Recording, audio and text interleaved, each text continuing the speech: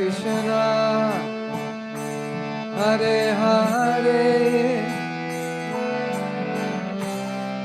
Hare Rama, Hare Rama, Rama Hare Hare, Hare Krishna, Hare Krishna,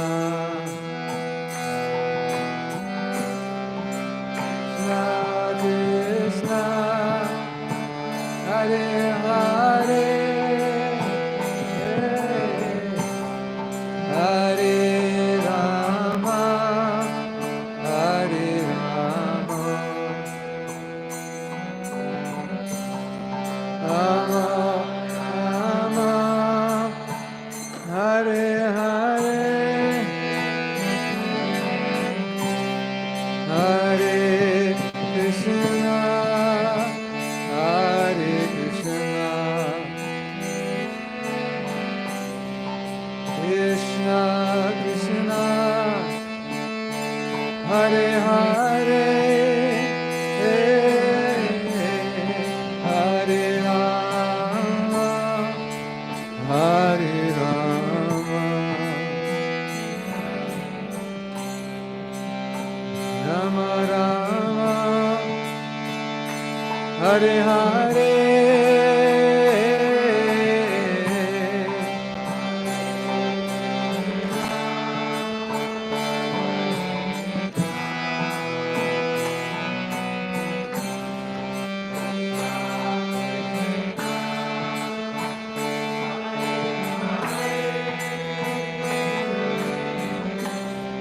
Hare Rama, Hare Rama,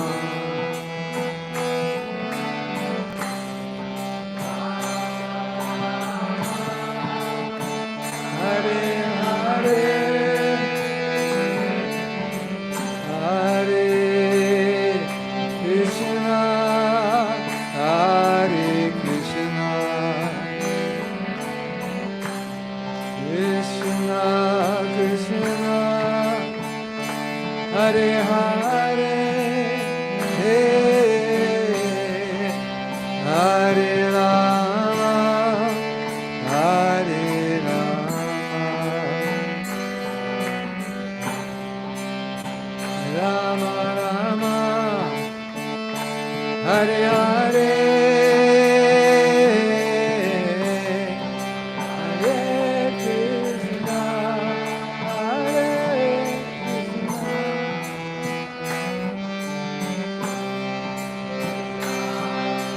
Hare Hare, Hare Rama, Hare Rama, Rama Rama,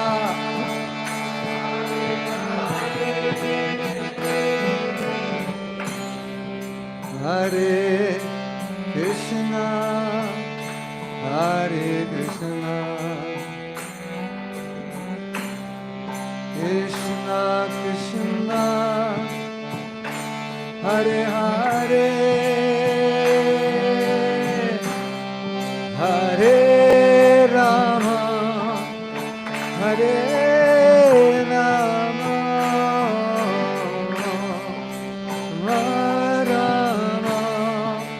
Hare Hare, Hare Krishna, Hare Krishna,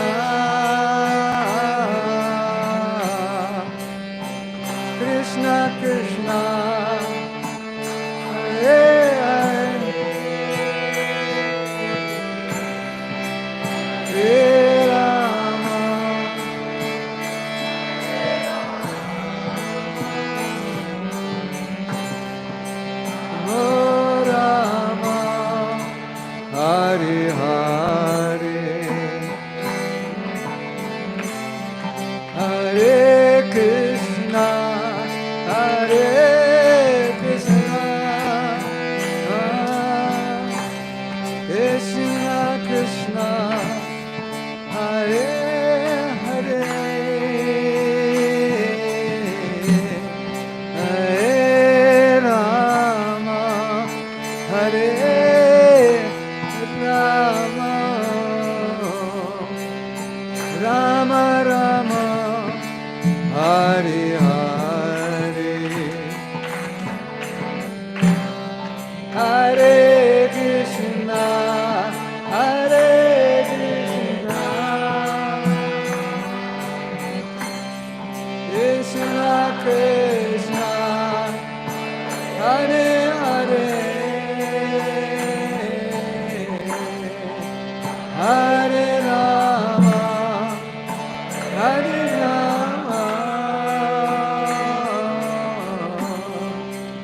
Rama Hare Hare, Hare Krishna, Hare Krishna, Krishna Krishna, Hare Hare, Hare Rama, Hare Rama, Rama Rama, Hare Hare, Hare Krishna, Hare Krishna,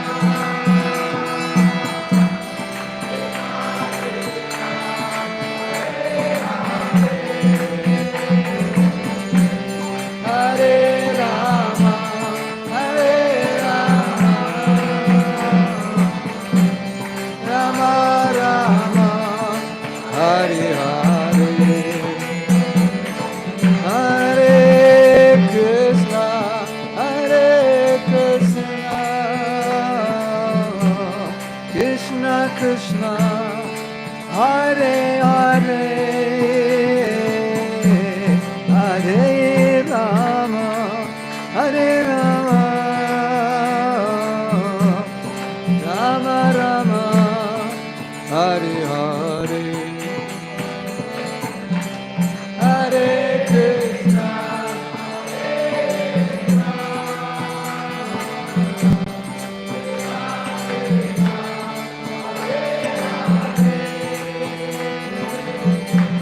Hare Rama, Hare Rama, Rama, Hare Hare.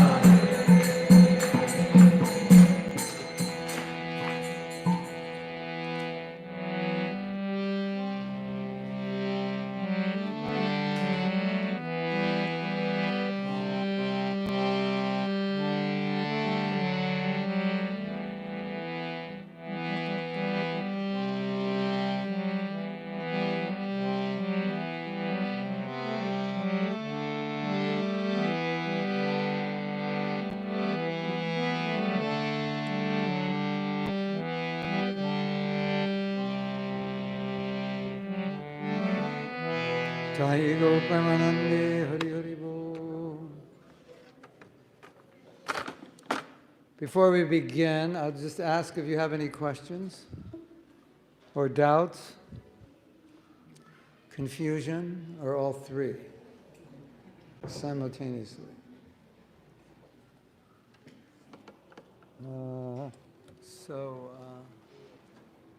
When I was leaving for lunch, I told some devotees, what I'm teaching today is not complicated. It just seems complicated because you may have not been thinking in this way before, and you're trying to adjust your mind to make sense because you think it maybe contradicts some things. Yes? So we are supposed to surrender completely to Krishna, right?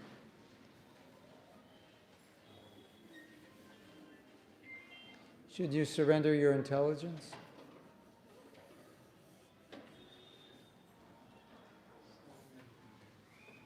You could over-surrender. And you can, in the name of surrender, you could neglect yourself.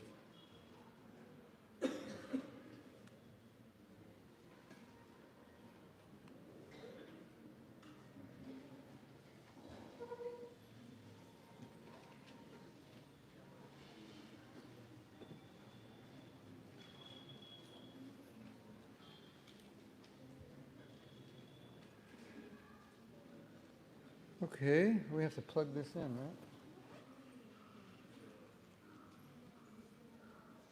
Hare Krishna, Hare Krishna, Krishna, Krishna, Hare Hare. So, this section is entitled, Does Krishna Really Love Me?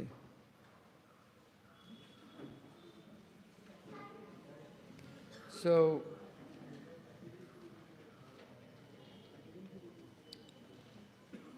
the purpose of this section is to convince you that Krishna loves you, even if you don't believe it. Why would Krishna love me? I'm rascal number one, lower than a worm and stool, the most fallen of all fallen.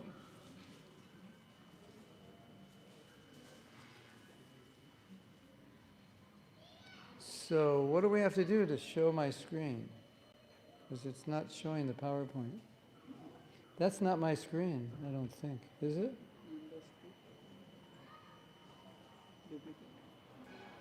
Duplicate?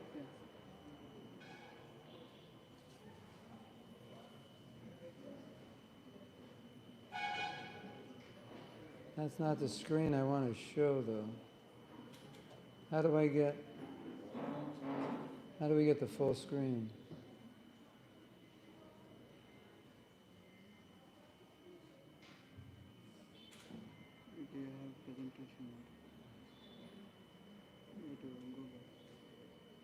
Go back how?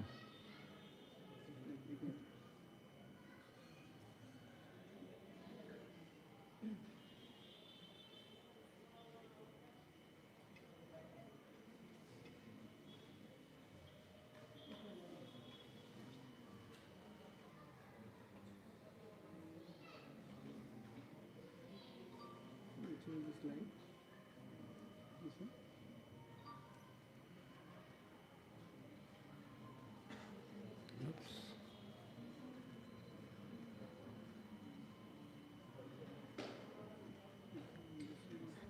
Make it bigger.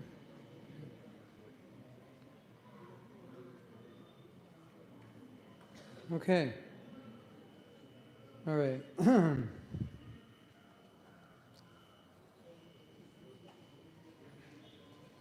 Why would Krishna love me? I don't even love him. Sometimes I try to forget him. Sometimes I read his instructions and I don't like them. Sometimes I might even find fault with him, why he allows things to happen in my life. So why would he love me? And there's a lot of devotees that have a lot more love for Krishna than maybe I will ever have. So he has enough people loving him, enough devotees loving him. If I don't love him, why would he care? So these are the kind of doubts we might have. Any of you ever think like this? Only one? Any of you not ever think like this? Okay. That's closer, yeah. All right. Are you ready? Are you ready? Can you imagine? This is so weird. But Krishna is canvassing us, asking us to join a relationship with him. And we're running away. Isn't that weird? The Supreme Personality of Godhead, the one who is full in all opulence, the most beautiful, the most intelligent, the wealthiest, the most renounced, the most everything, is running after us to have a relationship. And what do we say? You ever chant japa look something like this? Hare Krishna, Hare Krishna, Krishna Krishna, Hare Hare Krishna, Hare Krishna. If you were translating that into English, what would it sound like? If someone was talking like, Krishna says, I want a relationship with you, and you're like, whatever, I don't know. Schnick, schnick, ram, ram. Shouldn't we be running after Krishna for the relationship? And him saying, well, I don't know if you deserve it. But instead, he's running after us, and we're saying, I don't know if I'm interested. Isn't that weird? Isn't that like the weirdest thing you've ever heard in your life? Yes? I think it's weird. Okay. We're going to change all that in the next half hour. Are you ready?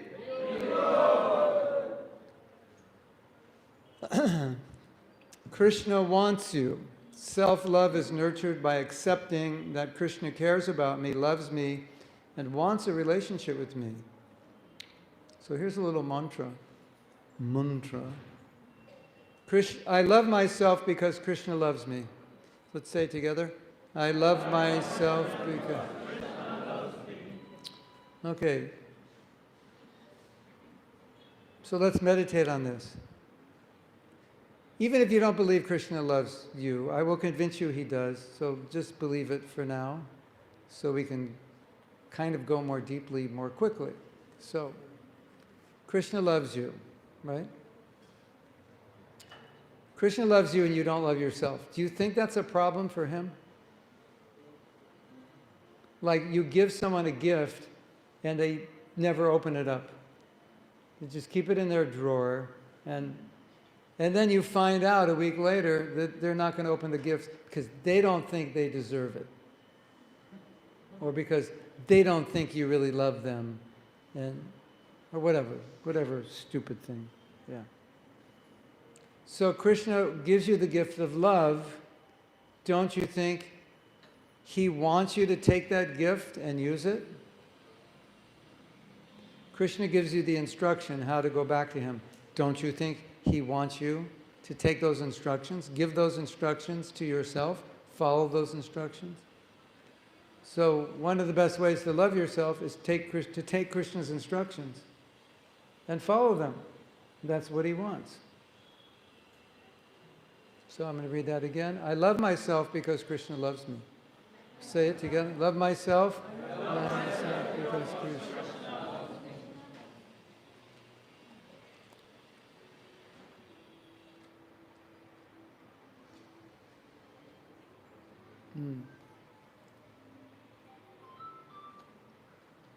Does that make sense to you, or you want me to talk more about it?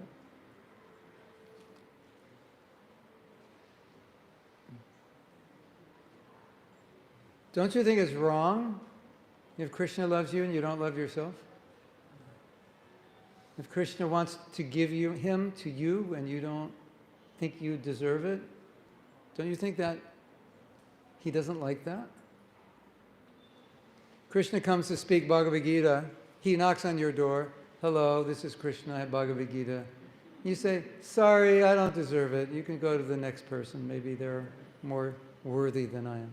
That would be weird, don't you think? Yes? So if that's weird, then any kind of I don't deserve it is weird. Because Krishna's not giving it to you because you deserve it. He's giving it to you because he wants you to have it. There's a difference, right? Yes? But I don't deserve it. So, I don't care. I'm giving it to you. No, take it back. I don't deserve it. That's what we're doing. If we say Krishna doesn't love me, or I'm not worthy of accepting his love, we're giving it back. Now, I have a question for you.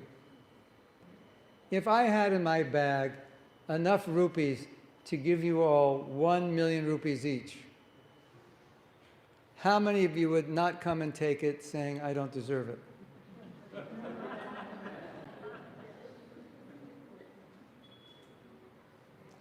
Zero. So why, when Krishna gives his love, we would say, I don't deserve it?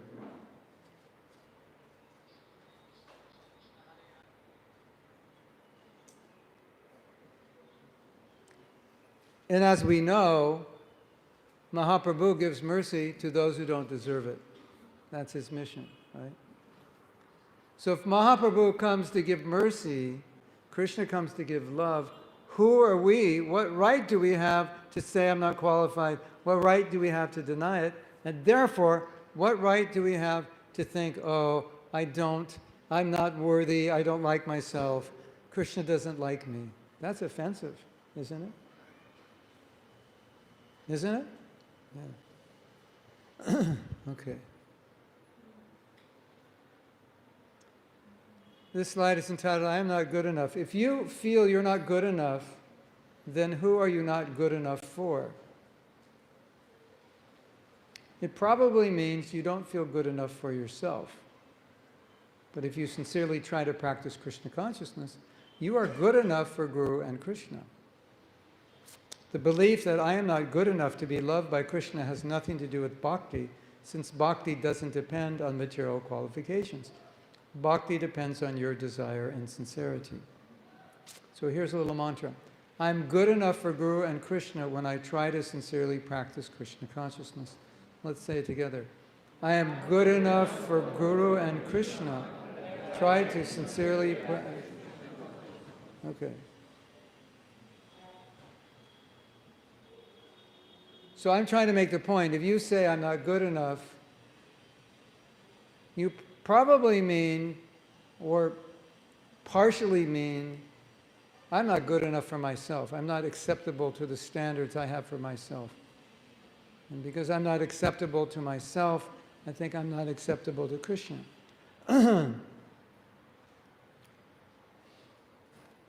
But what is Krishna looking for? So you like we were saying before, you try and you fall, you try and you fall, but you try again. You know what Krishna sees when you try and you fall and you try and you fall? You know what he sees? He sees that you're trying. That's what he sees. And what do you see? You see that you're falling. Right? Isn't it?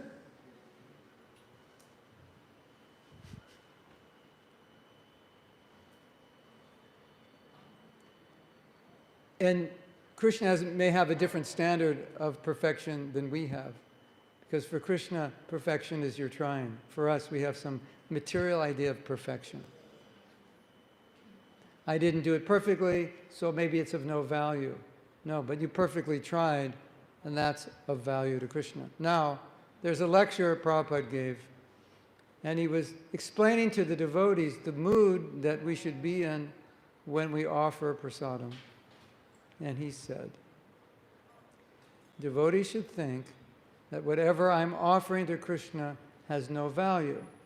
And you might say, well, if it has no value, why am I offering it?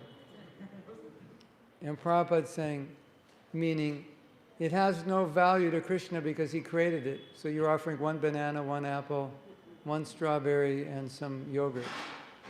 And Krishna has unlimited bananas, strawberries, and yogurt eternally. So in relation to what Krishna has, what's the value of your one banana, one cup of yogurt and strawberry? It's nothing, right? Then Prabhupada went on further to say something even more interesting. And then he said, the devotee should think, Krishna, what is the value of what I'm offering you? And what is my own value to you? I'm just one small living entity. What can I bring to you? So what I'm offering to you is no value. I'm just one entity.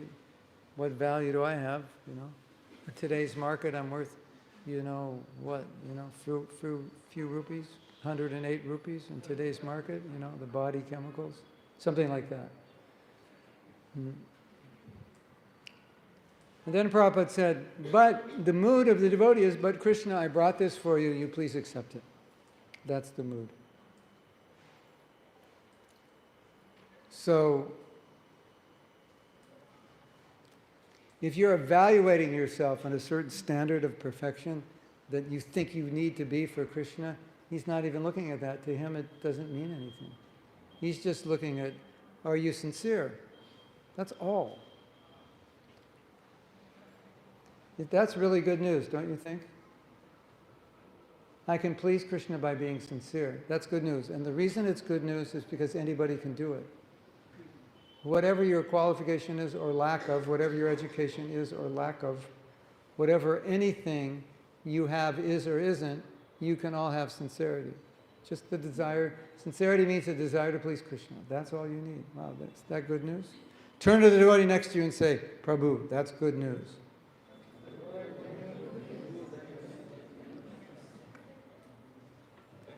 You can please Krishna with your sincerity. Wow.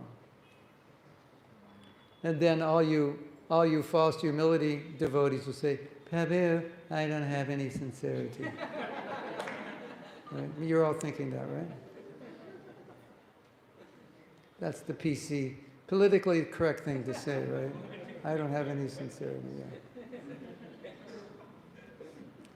So, I say you do, or I say potentially you do. And why do I say that? Because sincerity, all sincerity means is, I'm not coming to cheat Krishna. I'm not coming to take advantage of Krishna.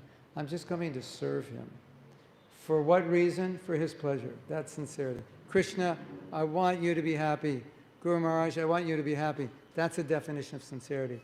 I'm not coming to you like that joke. The man comes to the temple and says, I'm betting on the horses today, 1 lakh rupees, and I'll split the profit with you. You know that joke? I'll split the profit with you. And then he bets on the horse, and he only wins 50,000 rupees, not 1 lakh. So he comes back to the temple and he tells the deity, well, it looks like you took your half already, so I'll keep in my half. Anyway, you know what I'm saying. The sincerity means I'm coming, Krishna, to you to serve you without anything for myself. Oh, I want to do this service, because if I do this service, all the devotees will think I'm great. Prabhu, can I do this service? Can I do the main arti at midnight on Janmashtami? And then, I'm going to go save my money and buy the coolest dhoti and chadar. And I'm going to get a few tattoos and earrings, and I'm going to be the life of the party. That's not sincerity, right? Sincerity is, I want to do this, Krishna, to please you. And anybody can do that. Okay, listen to this, listen to this. This is beautiful. In spiritual life, sincerity is the first qualification. That's in an initiation lecture, 1971. And this is from a letter, 1967. It is not academic qualification or financial strength which helps in the matter, but it is sincerity of purpose which helps us always. And I read that again, and I want to talk about this. It is not academic qualification or financial strength which helps in the matter, but it is sincerity of purpose which helps us always. So, Prabhupada is saying in these 2 letters, sincerity is really foundational. Now, I've noticed in India, if you print up a business card, you try to find as many titles as you can possibly make up, and you put it on the business card. Is that true? I graduated from this kindergarten, I've got a degree in nursery school, kindergarten, and graduate, I was the #1 cricket player in high school. It's like you just put all this to impress people, right? Isn't it? Yes?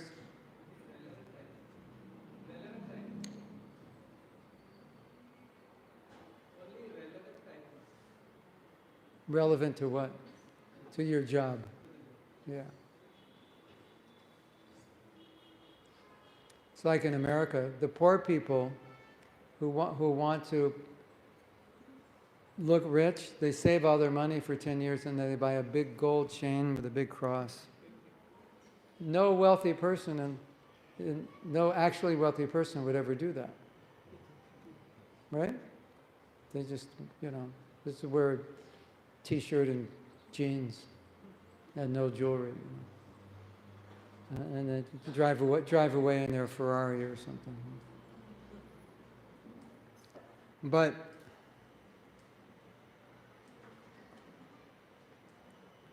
the reason that I think devotees have difficulty with this is because we're raised in a society that is judging us by what we do. not by who we are. Isn't it? What degree do you have? What university did you graduate from? What car do you drive? Where do you live? And the main thing is, when you meet somebody, what do you say? Oh, nice to meet you. What do you do? Oh, I'm a street sweeper. All right, that's it. It's over. I don't want to talk to you. Right? You know, oh, I'm the CEO of Google in Bangalore. Oh.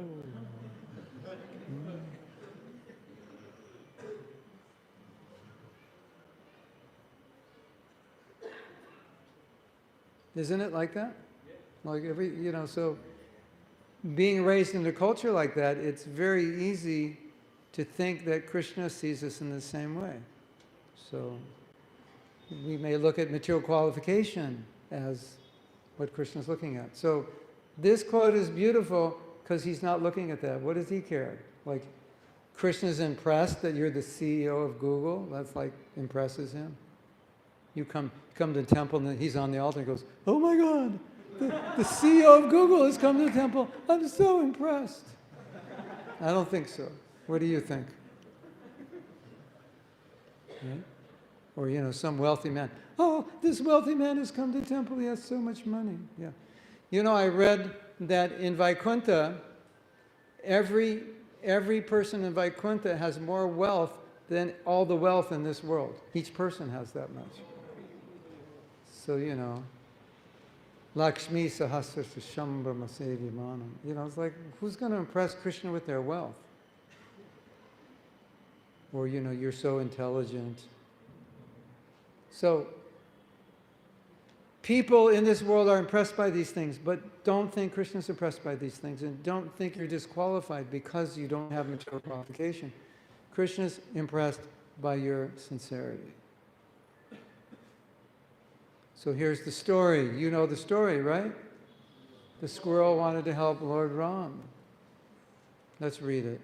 The squirrel wanted to help Lord Ram build a bridge to Sri Lanka, but all the squirrel could do was throw a little sand in the ocean.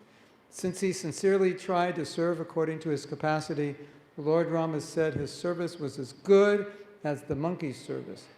You may feel like a squirrel, but your sincerity is what pleases Krishna. You know what Lord Ram said? He said, he's doing as much as you're doing, because he didn't see it from an external platform. He saw it from the platform of effort, right? Because Krishna, this is so important, Krishna wants love. He doesn't want you to impress him with your material abilities. That's not what he wants. It's just like if you have a friend and your friend comes over and says, hey, watch me do this, and he does a flip. It's like, is that what you want? He does a flip, and you're like, okay, that's great. Let's go, let's go out and do something. No, watch this. I'm going to do a double flip. And it's got nothing to do with the relationship. And in fact, after a while, you're like, this is, I don't like this. I don't need a friend who's trying to impress me. So Krishna's the same way. You don't have to impress him with your material ability. If you can engage your material ability, yeah, of course. But it's a relationship. And we lack in so many ways, don't we? We come in lacking in many ways. But the one thing we have is sincerity. And that's beautiful because it's the most fundamental thing for pleasing Krishna. So, the squirrel is doing as much service as you. Wow, all he's doing is putting in sand. And he's doing as much, doesn't look like he's doing as much service. Looks like he's doing nothing, isn't it? What is a few grains of sand going to do? But in the mind of Ramchandra, he's doing the same. Now, one time, to humble the devotees, Prabhupada said, sometimes you offer a flower to Krishna and you put it on his lotus feet on the altar. And there's an ant on the flower. And the ant crawls off the flower and crawls on Krishna's feet. And I guess some of the devotees were becoming a little proud of their service on the altar. And Prabhupada said, and the ant is kissing Krishna's feet. He is as good as the pujari. Krishna accepts him as good as the pujari. Wow. Hare Krishna. So what does Krishna want from you? If you can give him something that he doesn't need, it's for your benefit, because he doesn't need anything. Like you're building this temple. This is such a blessing that Krishna engages us in service, that we can do this service. It's his mercy that we can build this for him. Yes? Otherwise, he doesn't need it. But we need it, and he lets us do the service. And all we have to do is do it to try to please him. That's it. Simple, isn't it? Okay. This slide is entitled, Sincerity is Your Armor. Your sincerity is your protection against the illusory energy. Sincerity is invincible. So let's read this. My sincerity is my armor against Maya. Everyone? My sincerity is my armor against Maya. So this statement, sincerity is invincible, it was made by one of Prabhupada's godbrothers. I heard it many years ago, and it just like hit me very deeply. I said, wow, sincerity is invincible. What does he mean? It means that Maya cannot defeat a devotee who's sincere. Sincerity is a weapon which protects you against Maya. Isn't that beautiful? And all we need is to be sincere. Krishna, I want to please you. I didn't join ISKCON to become the biggest devotee in the world. I didn't join ISKCON to become glorified, to get ahead, upward mobility, to make money, to impress the opposite sex, any of those things. I just came to Krishna to serve you. And if you came for any other reason, then you should readjust your course, because the only reason to come to this movement is to please Krishna. And that's sincerity. And that sincerity will keep you here. So, here's a little mantra. It's so beautiful. Your sincerity is what brought you to Krishna, and your sincerity is what will keep you.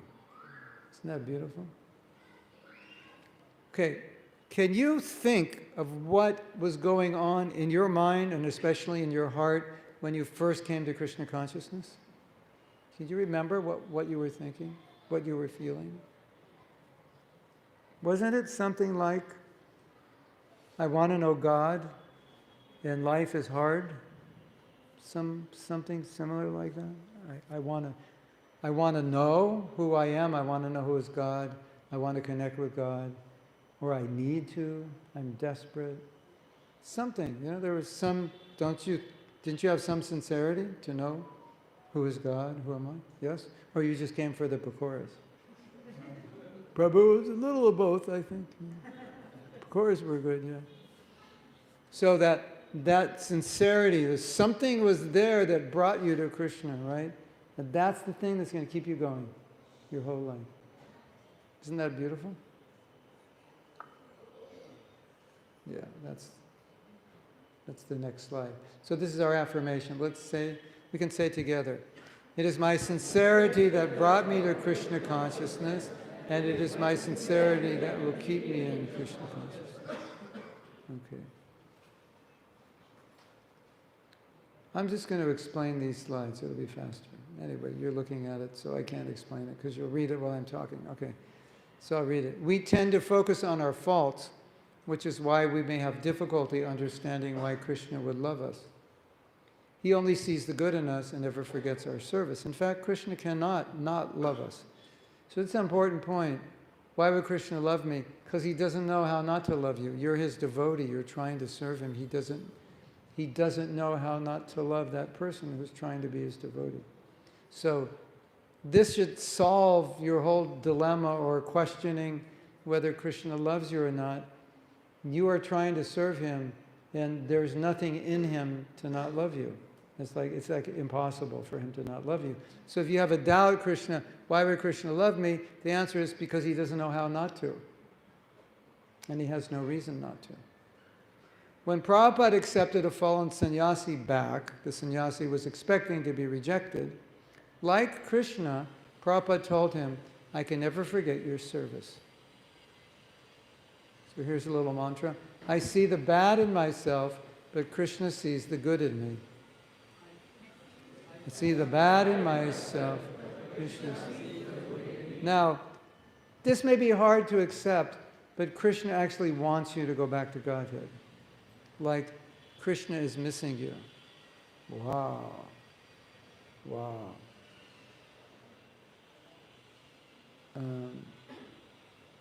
Okay, so now we're going to convince you with things Prabhupada said.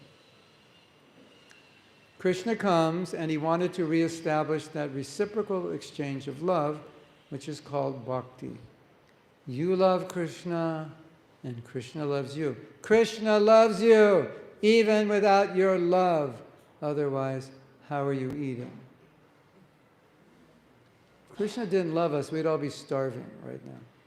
You cannot live even for a moment without Krishna's mercy. That's a fact. So let's chant a little mantra on the bottom together. Krishna loves me even without love. So that answers another doubt. Why would Krishna love me? I don't love him. He doesn't need your love for him to love you, because he just loves you. This is a picture of Gop Kumar when he went back to the spiritual world.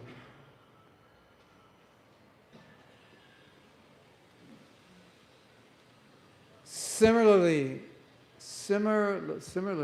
Krishna comes with a purpose. He comes here to reclaim these fallen souls. We are part and parcel. Krishna loves us more than we love him.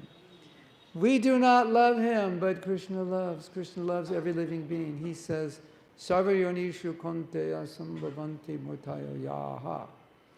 It should be understood that all species of life, O son of Kunti, are made possible by birth in this material nature, and I am the seed-giving Father. So, let's chant this mantra together. Krishna loves. So if you say, I don't think Krishna loves me, then you have to say, Krishna loves every living being except me. Because that's what it means. And why does Krishna love you? Because he's your father, that's why. So Prabhupada's saying, Krishna loves you even if you don't love him. Parents love their children, no matter what the children do. Their love is always there because they're children. So, to think that Krishna doesn't love you has no basis in anything Krishna has ever said, has no basis in Krishna's heart. It only has a basis in some misunderstanding we have, or some extremely low self-esteem that we think we're not worthy in God's eyes. But it doesn't matter if we're worthy, because he loves us anyway. He comes, he loves us. Why not? We are his sons. Why he will not love us? He is supplying all necessities. He wants to see that we are properly trained up in religious principles. So Krishna loves everyone unlimitedly. Wow. Krishna loves everyone because everyone is part and parcel of Krishna. I want you to preach that God loves you, and I want you to show by your acts that God loves them. So Prabhupada's saying, isn't this beautiful? Prabhupada's saying,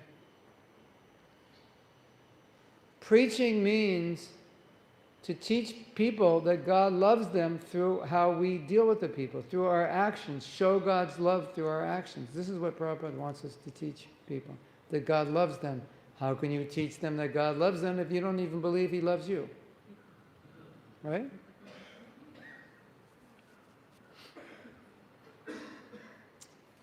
The direct process is sarva guyatamam bhuya shinume paramam bacha ishto si. I am disclosing this most confidential part of my instruction unto you. Ishto si, because I love you. Ishto si me didham iti. Because I am confident that you are my confidential friend. Dridham iti tato vakshami tehitam. Therefore I am disclosing this to you. Why did I put this here? Someone may ask the question, where does Krishna say, I love you? Because everything we read so far is Prabhupada saying it. So where did Krishna say it? So, this verse in Bhagavad Gita, if you read Prabhupada's translation, he's saying, Krishna is telling Arjuna that I'm speaking this most confidential knowledge into you because you're my dear friend, or you're Priya, you're very dear to me. But here in this lecture, Prabhupada is lecturing on this verse, in which he translated in the Gita, because you're dear to me. Here he's saying, because you love me. Because I love you. I'm preaching this message to you because I love you. It's right there. Prabhupada said it, that Krishna is saying, I love you. Wow. Now, my dear devotees, close your eyes for a minute and just meditate on this amazing reality and let it sink in that Krishna actually loves you. No matter how much your mind and heart are fighting off this idea, saying it's impossible, I don't believe it, I don't deserve it, I'm not worthy, just let that go and now embrace Krishna's love, feel that love, accept that Krishna loves you, and just bathe in that amazing feeling.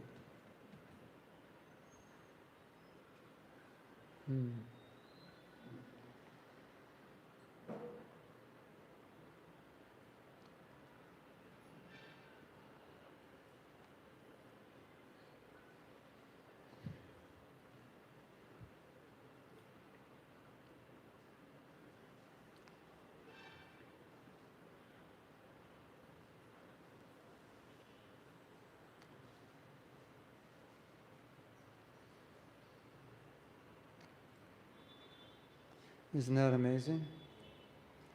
To be loved unconditionally?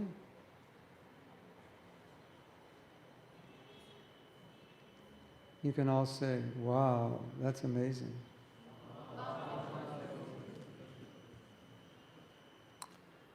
The most beautiful, attractive, intelligent, famous, wealthiest, and renounced person in all of creation loves you. Is that amazing? Yes. Turn to the devotee next to you and tell them Krishna loves you.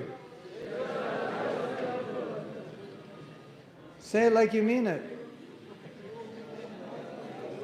Okay, we're not done yet. Turn to the devotee next to you and tell them Krishna loves me.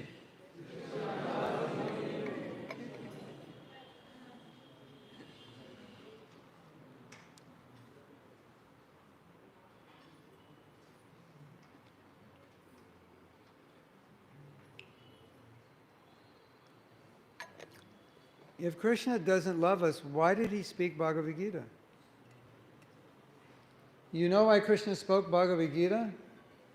Because he wants us to go back to the spiritual world. He wants us to leave this world, and he wants us to come back and enjoy with him. That's why he spoke the Bhagavad Gita.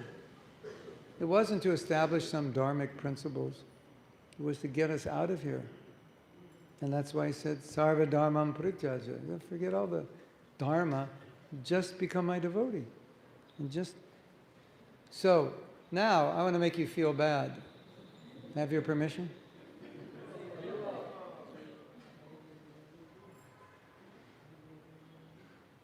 Somebody loves you unconditionally, and you don't love them back. Is that bad? Is that being ungrateful? It's actually kind of being obnoxious, isn't it?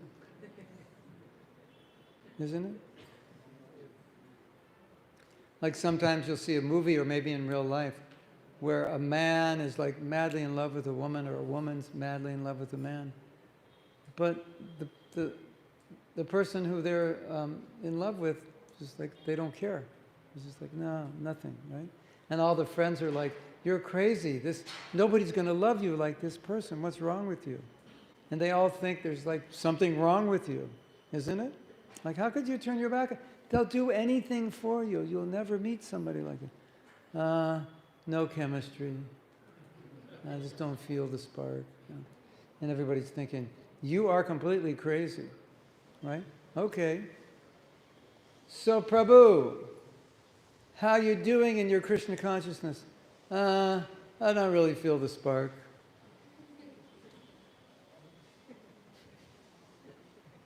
It's very similar.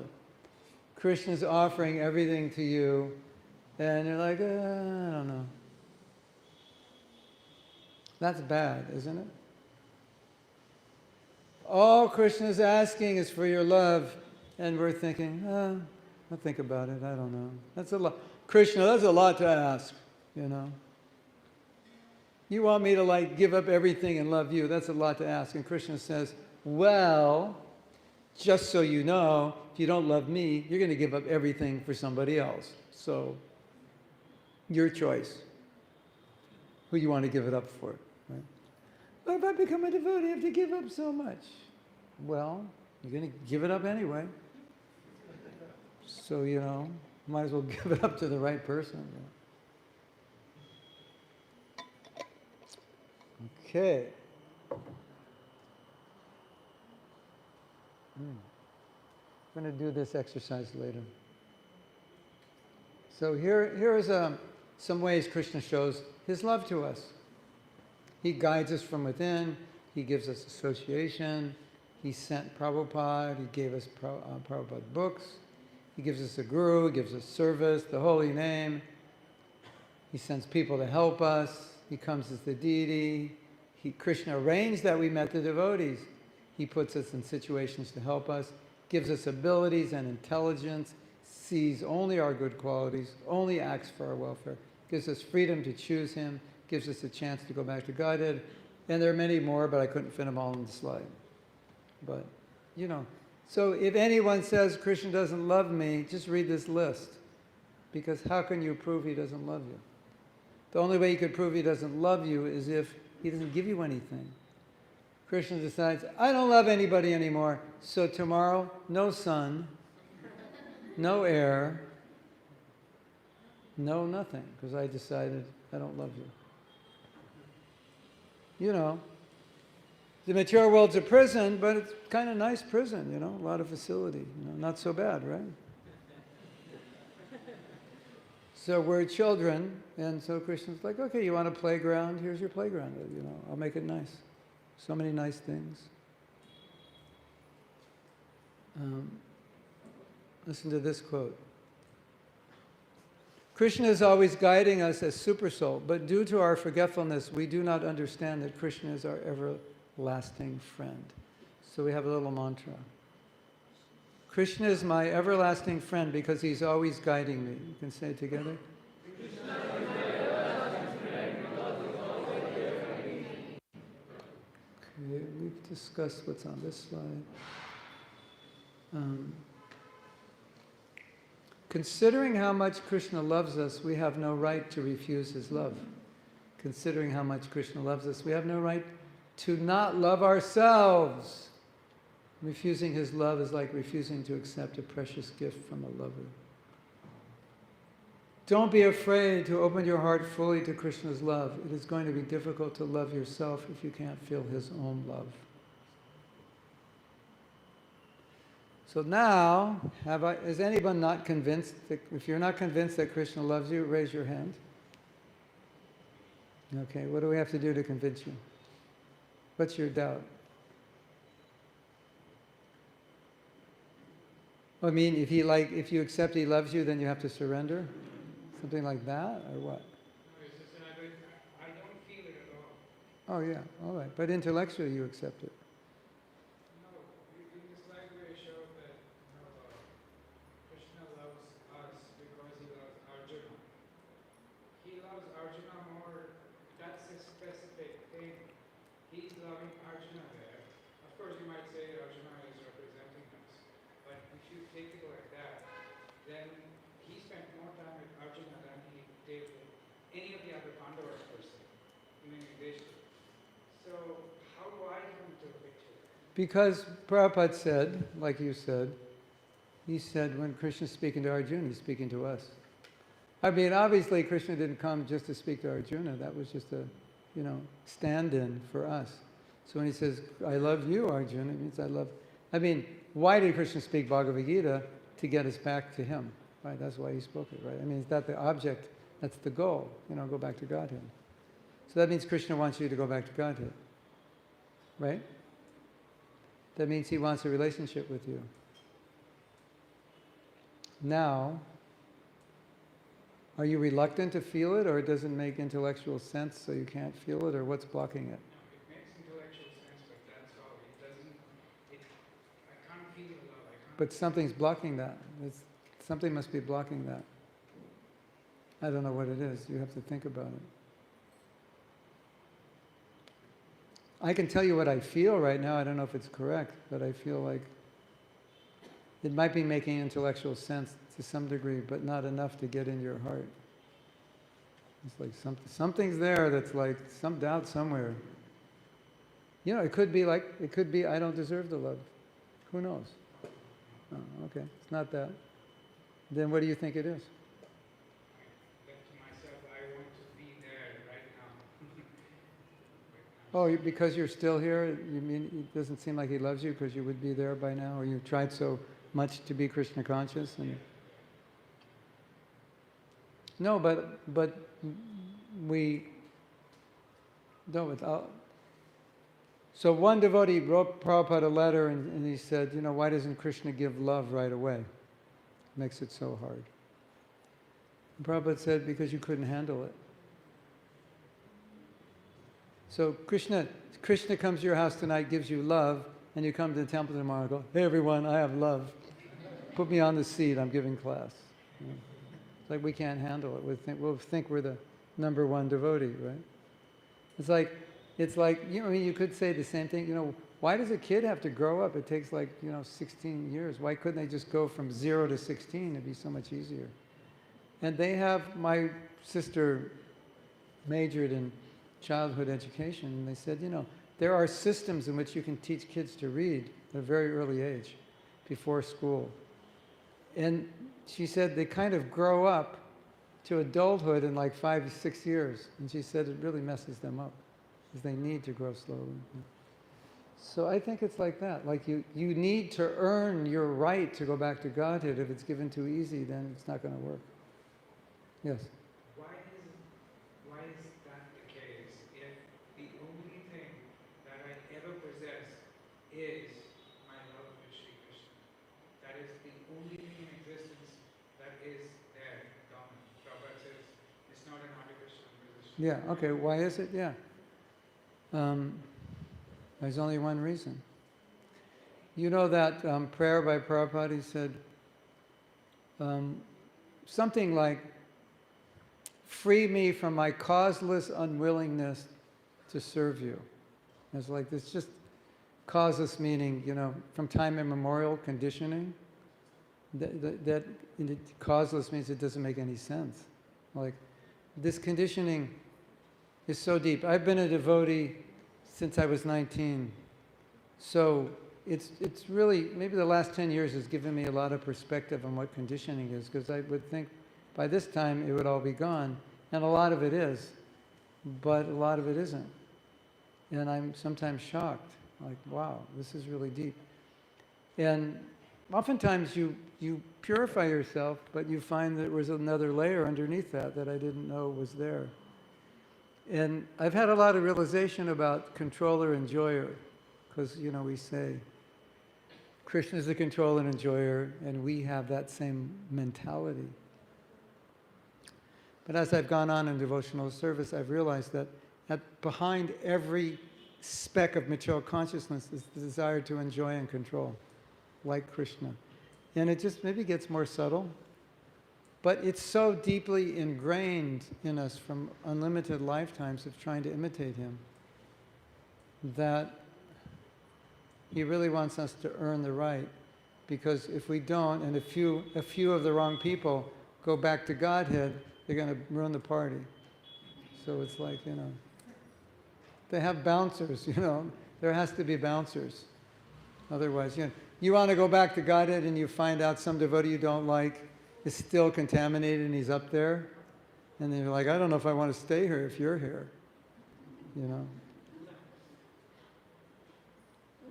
was once talking to one of my godbrothers about the struggle that sometimes we go through. And he was saying that you actually need it, because it's in that struggle that we pray. Isn't it? And obviously Krishna knows what we need and how to get it out of us. And one thought I have, not just a thought but an experience, is if I face a difficulty, I feel like it's such a beautiful opportunity to show Krishna I'm more interested in him than that difficulty. So I say, thank you, Krishna, for putting that temptation in front of me, because you allowed me to show you that you're more important to me than that. And my meditation on Krishna's love and feeling it really came from reading Bhagavad Gita, because the more I read it, the more I saw that really all Krishna, behind every verse of the Gita, there's this little Krishna saying, I love you. Will you reciprocate with this love? This is all I want is your love. So behind every verse, that's like the ultimate culmination. Sarvadharma Purityajya is just, I love you, will you love me? Like, forget all this religious stuff. I don't care about that. I just want your love. And I want you to know I love you. So every verse, that's what every verse of the Gita means it's Krishna's motivation behind every verse. And so if you read the Gita that way, then you start to feel Krishna's love behind each verse.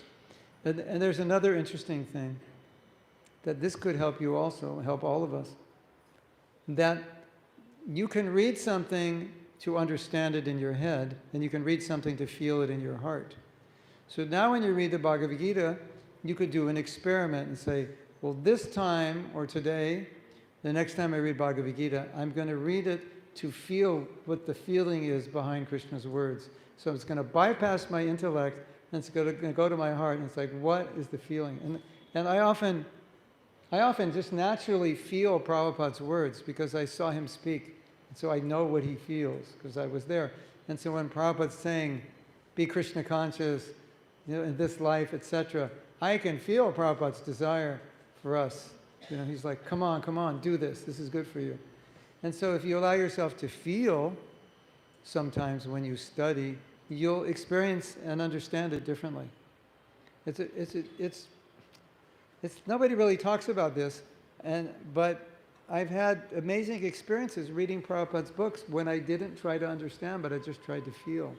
And then by trying to feel, I understood things that I never understood because they had to be felt to be understood. The other day I was saying that when Durvasa came back to apologize to Ambarish was like, no problem, your breakfast is ready. Right? So I was reading that from the feeling perspective. And, I'd read it before many times. And then it just hit me. It said, he's serving breakfast to a person who just tried to kill him. That is like inconceivable. But otherwise I'd read right over it, because if I wasn't feeling it, it'd be like, oh, because your head doesn't feel it. Your head understands. Oh, he's a Vaishnava. He's forgiving. And you just you miss this whole like, wow, who could serve breakfast to a person who tried to kill them? That's like, forget it. That just doesn't happen. So there's another level you can get through feeling. And if you read Bhagavad Gita, just understanding that Krishna's desire in speaking it is like, come, let's go. Would you just give me your love? I have everything, but I don't have your love, and I want it. Krishna owns everything. Wait a minute, he doesn't own your love because you didn't give it to him. He let you, okay, he owns your body, he owns everything, but you didn't give your heart. He doesn't have that. And that's what he wants. What do you say? We have this saying at Christmas time, what do you give the man who has everything? Like, say, what do you give the God who has everything? You give him your heart, because he doesn't have that. Right? Is that okay? Yeah. We're going to do another exercise at the end, which will hopefully help you in the feeling of Krishna's love. It's a whole exercise to feel His love. And we've done it many times. It's kind of the actually highlight of this whole workshop. And after we do it, everyone says, could I get a copy of that? And you will be happy to know after we do, it's a guided meditation that I've recorded it, so you can get it online. Or you can get it on one of my USB. Okay. So here's our affirmation. Krishna loves me despite my faults and sins, and even without my love. I open my heart to receive and accept His love, and I give myself the same love and affection that He gives me. I'm going to say this together. Krishna loves me despite my faults and sins, and even without my love. I open my heart to accept, and I...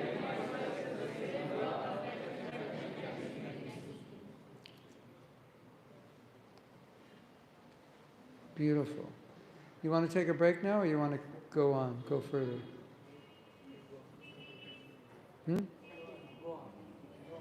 Raise your hand if you want to go on.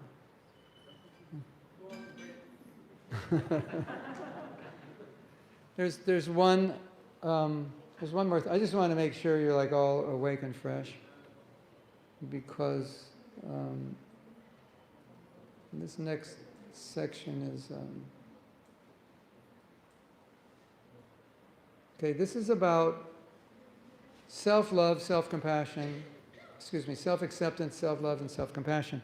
So on our book, on our self-care affirmations, the subtitle is something like, something about self-acceptance, self-love, and compassion. Anyone?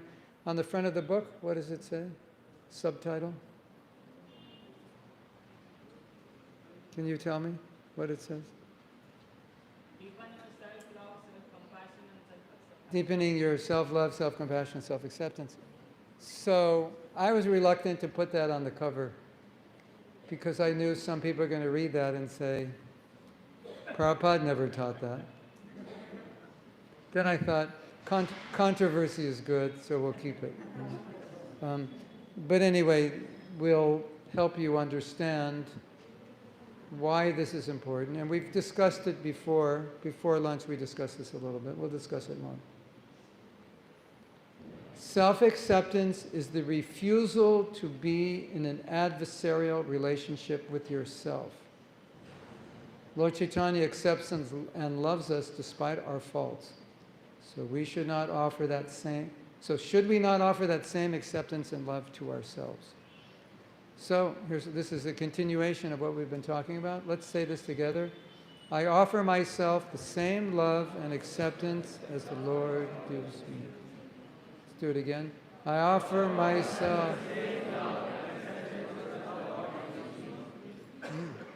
So if you can feel Krishna's love, then it's easier to love yourself, because all you have to do is just give yourself what He just gave you.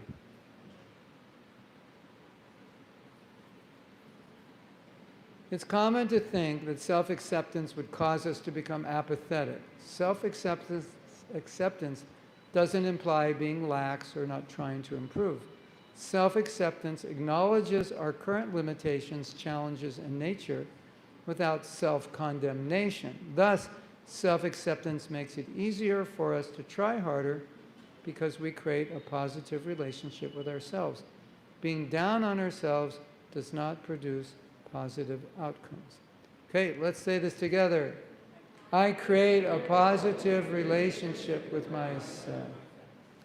That was really bad. Let's try it again. I create a positive relationship with myself. Okay, this slide is entitled, It's Okay to Be Me. Being okay with yourself means accepting that you are human.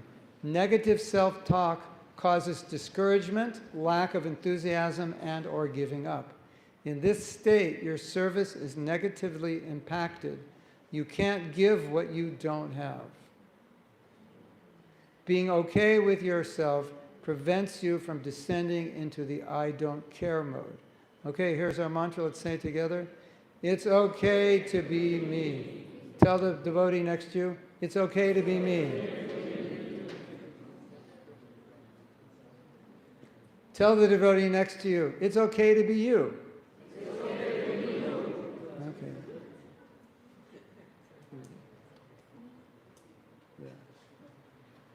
Okay, so here's something I realized from teaching this course. You beat yourself down and you love yourself up. So let's say that together. You beat yourself down. That's what we were talking about before.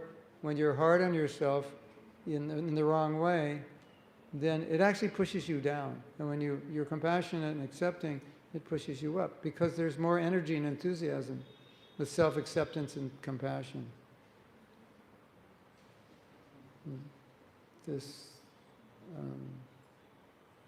Yeah, we've gone through these. Talk to yourself like you would talk to someone you care for, not like you would to someone you don't like. You ever talk to yourself like someone you hate? Or someone you don't like? Yeah. Here's our affirmation. Let's say it together with enthusiasm. I treat and talk to myself in the same way I would treat and talk to someone else.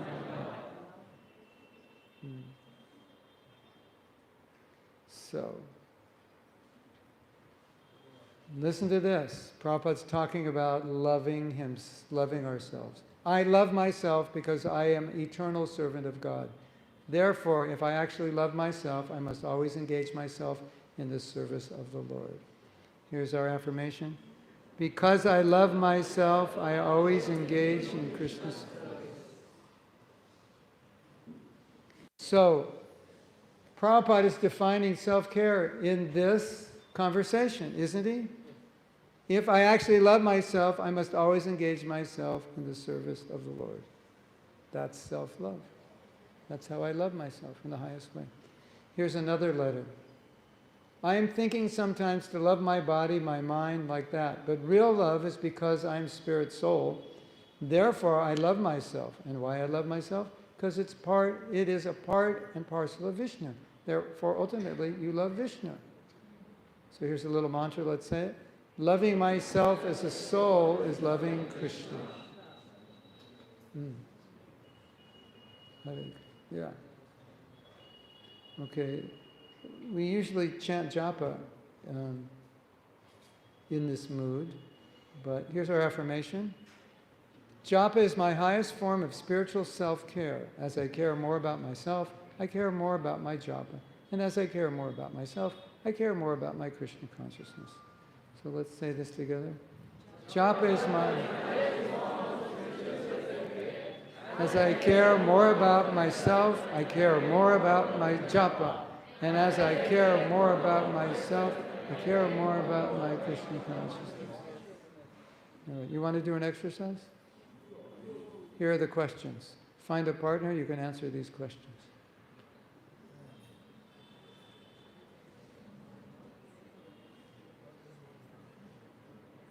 Can you see the questions, ladies, in the back? See if I can make, I don't know if I can make it bigger. Huh?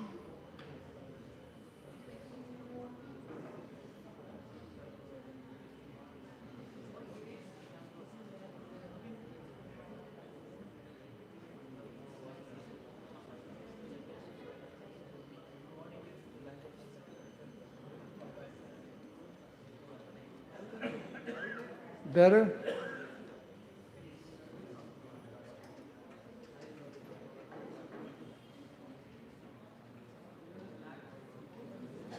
So you just discuss go in groups of 2, find a partner and discuss this?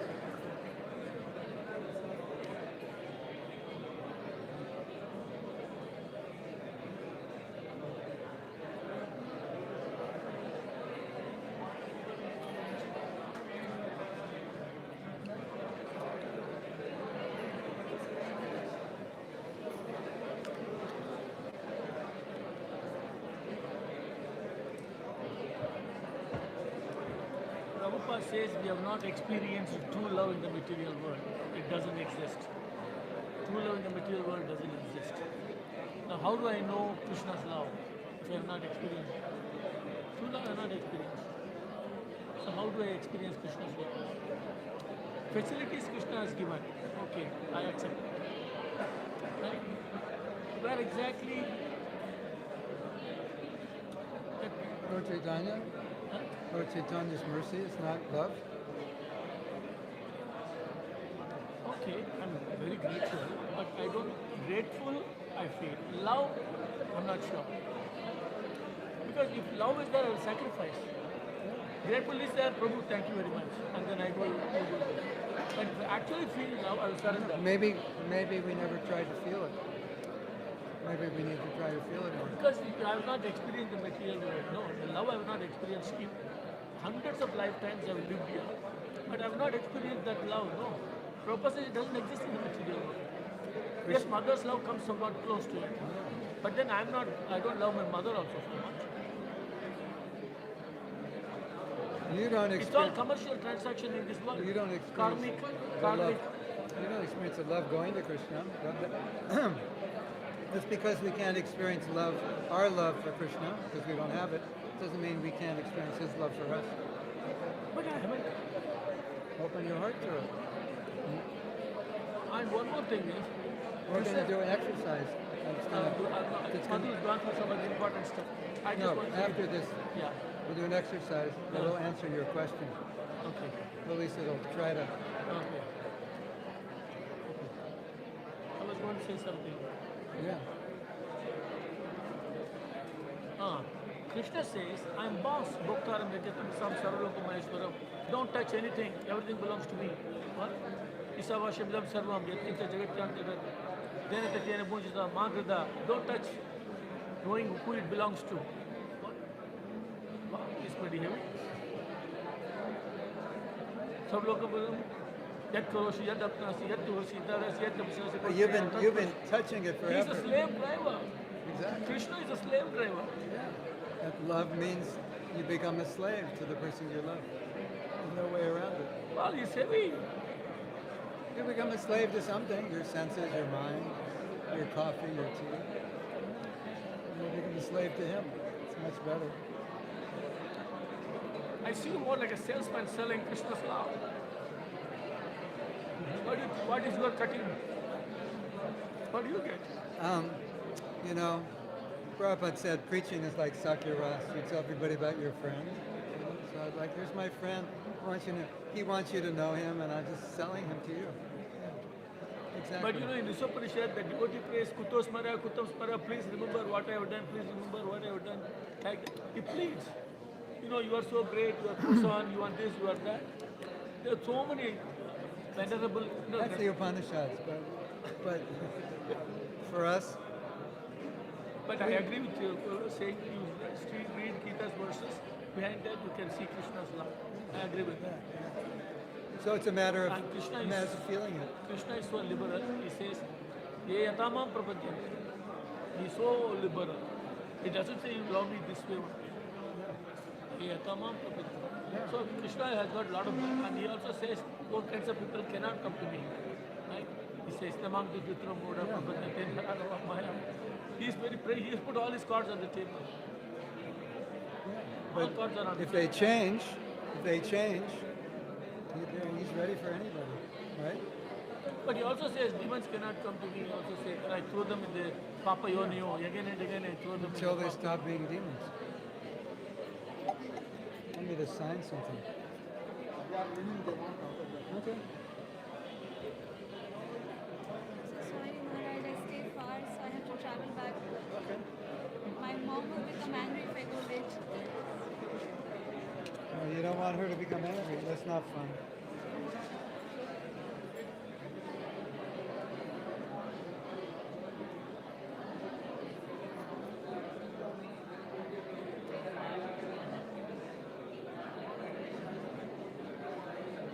Please take your blessings. Yes, you're blessed. This is your pen, right?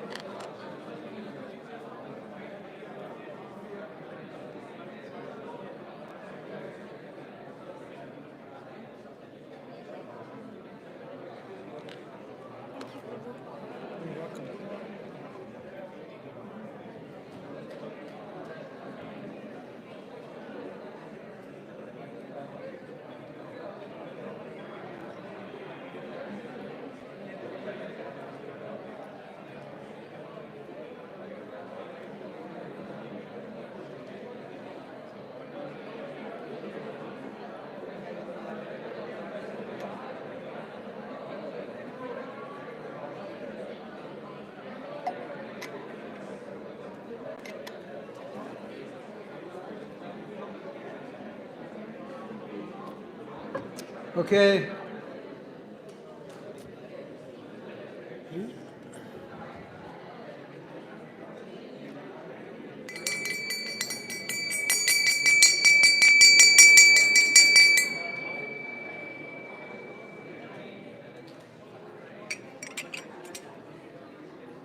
You want more time? Raise your hand if you want more time to discuss. Okay. How much more? 5 minutes? Okay, we'll give you 5 minutes. And if you're finished, discuss it more anyway, okay? Because the more you discuss, the more you discover. All right? So we'll give you 5 more minutes.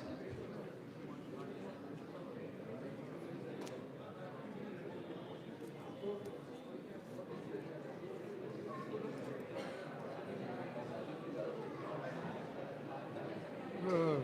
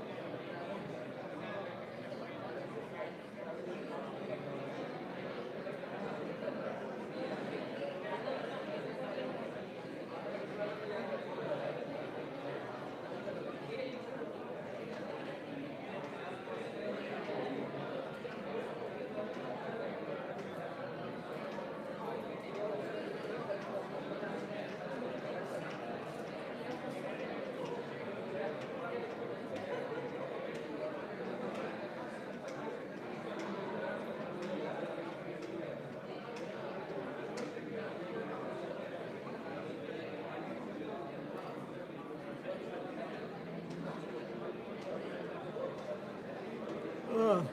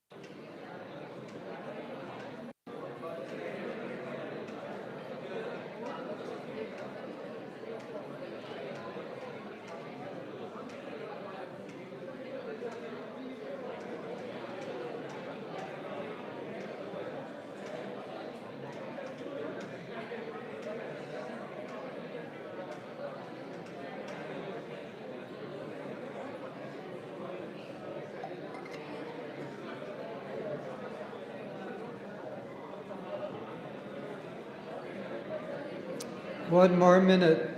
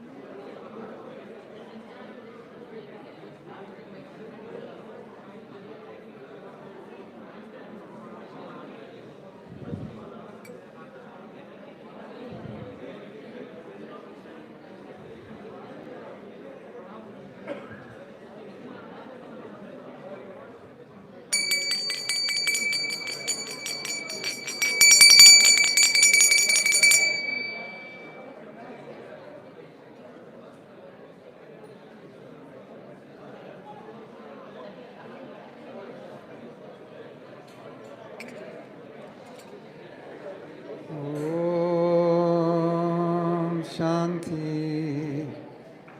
Shanti. Shanti. Well, you all look very excited. So I'm excited to hear what you discovered. Would some of you like to share what you've discovered? Yes, we have a microphone. Om Shanti Shanti Shanti. Jaya Sri Krishna Chaitanya. Hare Krishna. Hare Krishna. I just want to add something on the first question which we were discussing about. Okay. Like in what ways such as lack of self-acceptance and compassion and also negatively impact your life. So we were having a discussion that suppose right now when we take as a self, are we really thinking ourselves as a sole platform? We are not on that platform. How to prove that? Small disturbances where others insult or when there is no person. These things are the platform like if it's not there we get disturbed. That's not on the soul platform. So we are now in the bodily or the maximum the mental platform or in the ego platform also. So we are not seeing ourselves as a soul right now. We know information we have. Yes. But realization we are not pure devotees yet. So we don't have that realization that we have self as soul. So when we do self-acceptance now, we accept ourselves as a mind or as body. The conditioning The conditioning as a self we accept and we try to pacify that and try to improve that. Oh, I need nice facilities. I need nice surrounding where devotees always keep appreciating, not insult me. This everything becomes self into. No, not like that. It just means, not that I have to have things a certain way, but the way I am, that I cannot change at this very moment, that I have to accept. Yeah, but I have to accept my conditioning and limitation. But, yeah, go ahead. yeah, that discussion we had in the second. Yes, there are some other tasks I have to accept. Yeah, so the problem is the first, First one I am trying to discuss where negatively can impact our life. So negatively. because, for example, like we were discussing, if you become envious or you become critical or you become jealous because somebody is doing something you can't do or doing it better than you can do, that's because of a lack of self-acceptance. It's so many times when we're critical of other people, it's because of our own self-criticism, negative self-criticism. We're upset with ourselves because we want to do something and we want to control ourselves and we don't. We want to be something we can't be. And it actually causes us to criticize others. And we can become very discouraged also, or just envious. Whereas if I accept myself, this is how I am, this is what I can do, like I was giving the example, I decided I would teach. That's what I could do better. Other people, maybe they could teach better, maybe they can manage better, they can do better kirtan. But okay, I accept that this is my limitation, this is what I can do. But if I don't accept that, I'll start to become envious of those people. I'll become critical. Does that make sense? Can I add to it? Yeah. But the question comes again when I am accepting that as I have the skill, when others have other skill. I am accepting on the platform of mind and ego only. There is no soul platform there. When it comes to soul platform, which we are not now, then accepting self becomes a big problem for us. Well, we're talking about accepting the conditioned self that the soul is entangled with, and accepting, let me try to put it another way. But it's the truth, it's the fact. It's the truth. Yeah, it's the reality. It's just what it is. Krishna loves the pure soul, or Krishna loves me with all the wants. Krishna loves me as his amsa, pure soul, Yeah. or with all my faults. Yeah, that's part of it. Krishna accepts me, and the soul is pure, I'm conditioned. I have limitation, right? So this is more of a psychological reality than a philosophical one. So I think you're conflating philosophy and psychology. Right? You know, it's like you're trying to look at everything philosophically when it's actually a samskara and a psychological condition of which I'm envious of this other person because I don't like my conditioning and I'm discouraged by my own conditioning and I can't just accept this reality. Like Bhaktivinoda saying, this is just a reality of who I am and I'm not accepting it. And who I am as a conditioned being presently. I know as a soul I'm not, but we're talking about the conditioning because that's the part we can't accept. We can certainly accept ourselves as a soul, but all those parts of yourself that you don't accept, all the conditioned parts, the bad karma, the limitations of your mind and intelligence that you wish you didn't have, the negative qualities you wish you didn't have, that's what we mean by self-acceptance. And in other words, sometimes there's a situation, somebody does something that's really bad and you say, I just can't accept that. And I'll say, well, it's too late, it already happened. How could you not accept it? It's past tense now, you know? So I'm just playing with words. You can't say I can't accept it because there's no way not to accept it. It's a reality, it happened. So if you say I can't accept myself, I say, but you can't not accept yourself because this is how you are. So we say I can't accept myself, that's creating negativity in our life. It's making it difficult for us. But do you have a choice? Can you really not accept yourself? I mean, it's a reality. It's just who you are. I can't accept my limitation. Well, yes. The question is, as I am in a conditioned state, and I could be in the Sachidananda state, Yeah. which one Krishna loves? Yeah. Both. He loves you, but No, he doesn't accept me in my conditioned state. accepts your effort, your service, your sincerity. You know, you offer sat patra pushpam phalam toyam. I mean, so much of the Gita is all about conditioned devotees. And Krishna is saying, I accept it. You offer this, I accept it. Obviously, if you're pure, you know, that's when you enter rasa. But before that, he accepts your service. Well, it is like the example Prabhupada gives. You are in the bathroom, you are having a bath. Neither you are dirty, nor you are clean. Right? But at least you are taking bath. Yeah. So if you say that is what Krishna would accept, the process and the process of it. So Krishna accepting on that point. That you're trying. So then it is not a matter of false identification of body, mind and something. It is the soul itself, but coming out of the contamination. The process of coming out of the contamination. You are talking about as if the conditioned position is going to remain always. But he is saying you will come out of it. You will come out of the path of the path, you will come out. It's not like you can talk about this issue separately. It's, you know, you have a body, you have a mind, you have emotions, you have karma, you have samskara.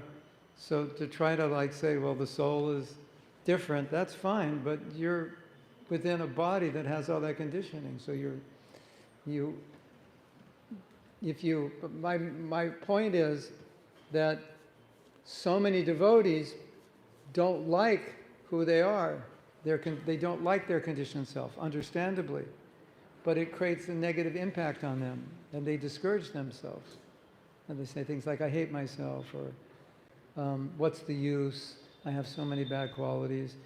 And then, like I said, then they become jealous of other devotees who are better than them, because they can't just accept the reality, this is my karma. Does that make sense? It's a practical reality that I've seen a million times, that I'm trying to respond to. If we try to get too philosophical, we might miss the point. Another question, and the same is another question. If suppose somebody is insulting me, some devotee is insulting me, Okay. in that environment,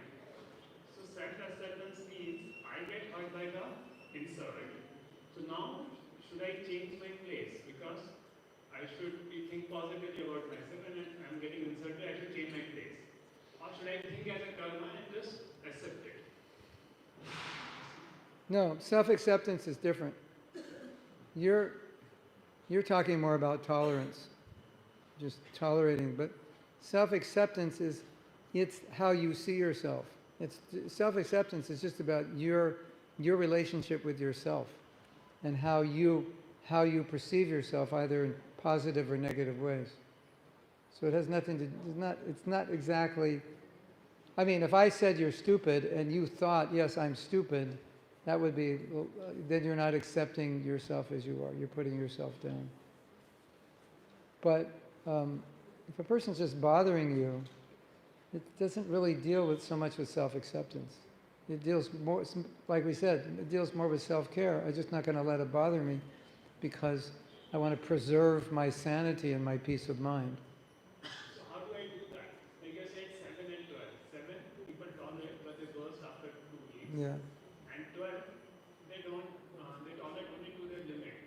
Now a person who is at a state who wants to come out. So self-care means to change the environment or to change. Could be, if you have to.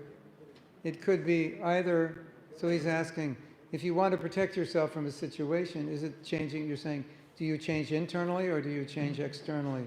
And if you can't solve it internally, then you have to change it externally. Because you're not on a level where internally you're able to deal with it. You tried, but it's not working. You're not there yet. So you have to accept that reality. So you could say that's self-acceptance. It's more of acceptance of a reality. And then you change the environment to protect yourself. But that's all you can do, you know. It's like sometimes Prabhupada would want a devotee to do something, but they couldn't do it.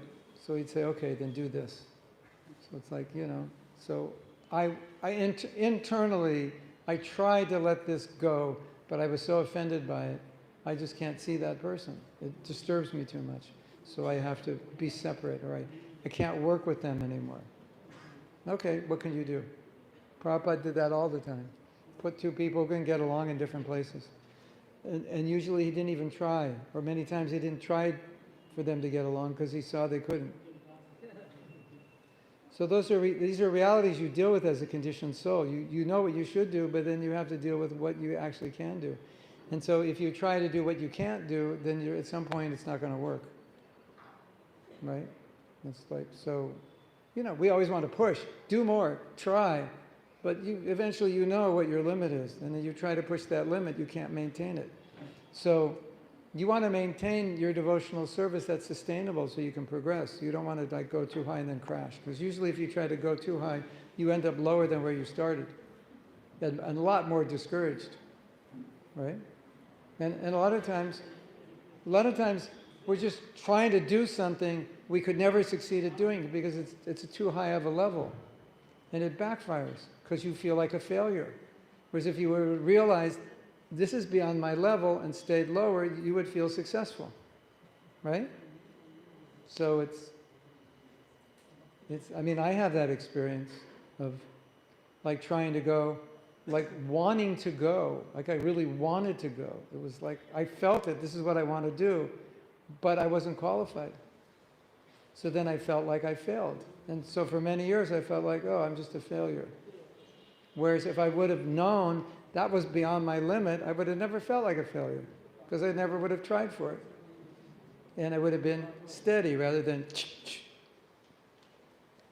So all of us have to know what are the limits of our capabilities. And if there are limits, we just have to accept it. Okay, then self-acceptance. Yes, this is all I can do. And I can't deal with this devotee. I wish I could. And I can't work with him anymore. I wish I could, but I can't. And you know, it's not ideal, but it's real. Right? Ideal and real. Just one clarification. When Prabhupada accepted disciples from different cultures, what did he accept from them? When he gave them Diksha, when Prabhupada gave Diksha, he accepted them as a disciple.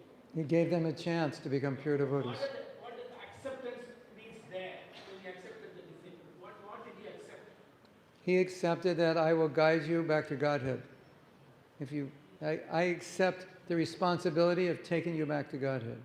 No matter what, where you are, what you are. Yeah, as long as because you are committing to follow certain practices, and you commit. Oh, that is depends on terms and conditions. Yeah, and I commit to you. Yeah. The same thing with Krishna. How can he give his love without putting terms and conditions? Yeah, just surrender. Yeah. That's his love. So Well, therefore, Krishna. Krishna is only accepting me as Sachidananda form, not in the mundane world. Krishna, let's not talk about Krishna, he's too strict. Mahaprabhu had no terms.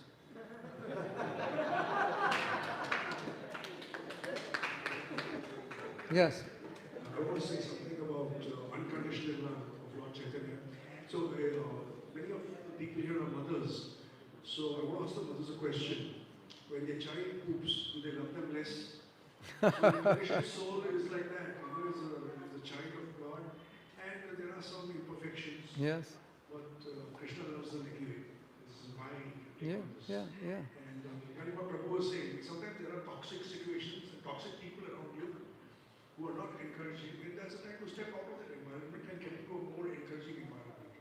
Yeah. And I say this many times, and sometimes you don't have, especially in our society, since the judgment levels are very high, you're being judged by devotees and you're judging yourself according to some high standards.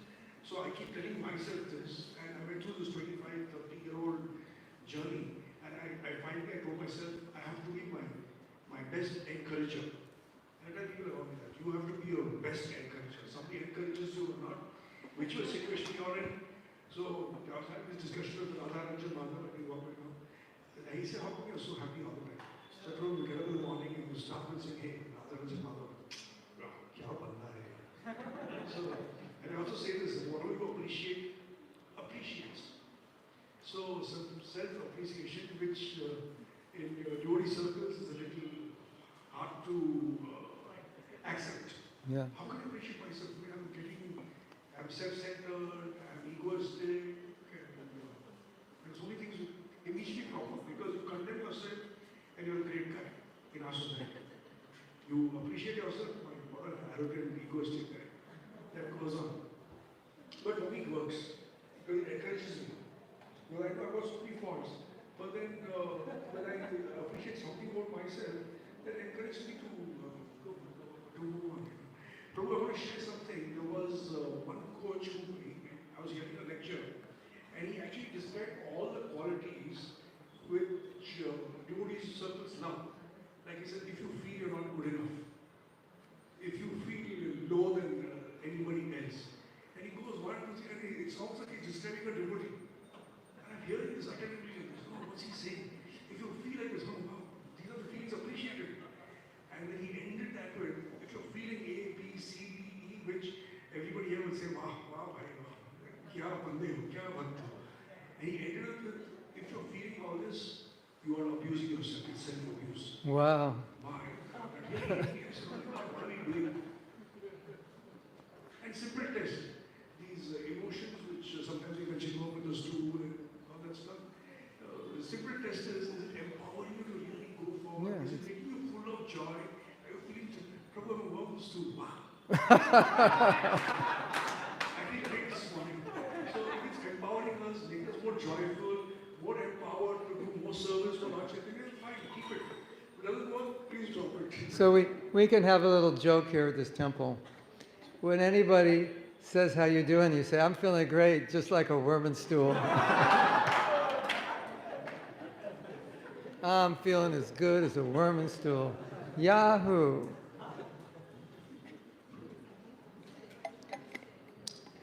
What you're saying is we're conflating low self-esteem and humility when they're completely different. And so, you know, this deep humility that we see of the pure devotees, they're actually in ecstasy. It's actually a pouring forth of their ecstasy. And that's really difficult to understand.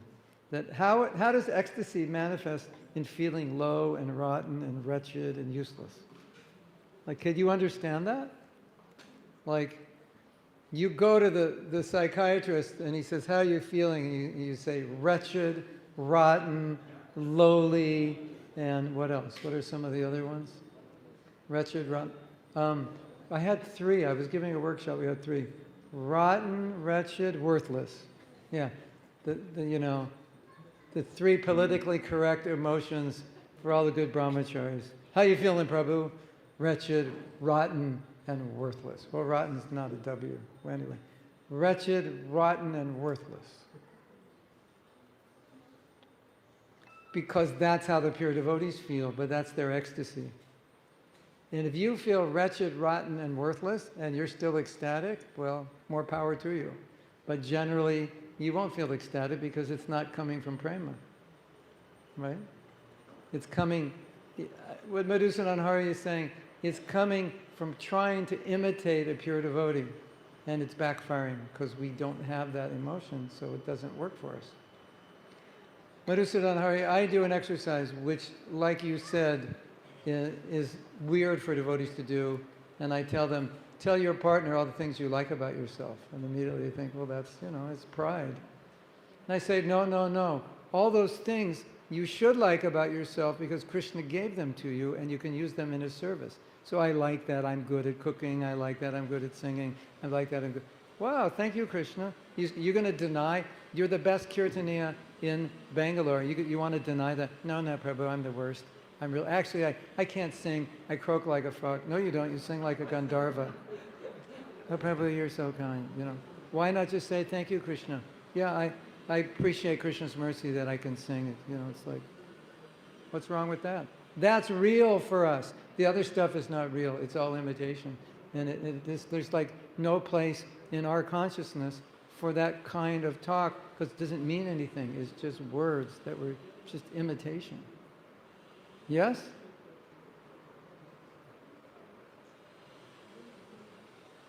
Hare Krishna Prabhu, self-acceptance, self-compassion and self-love, will it not put oneself in a very comfortable situation and hinder this process of growth?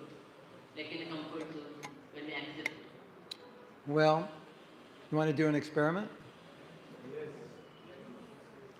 For 1 week, do no self-acceptance, no self-compassion, and no self-love. And see how that works for you. And then the next week, do it and see how that works for you.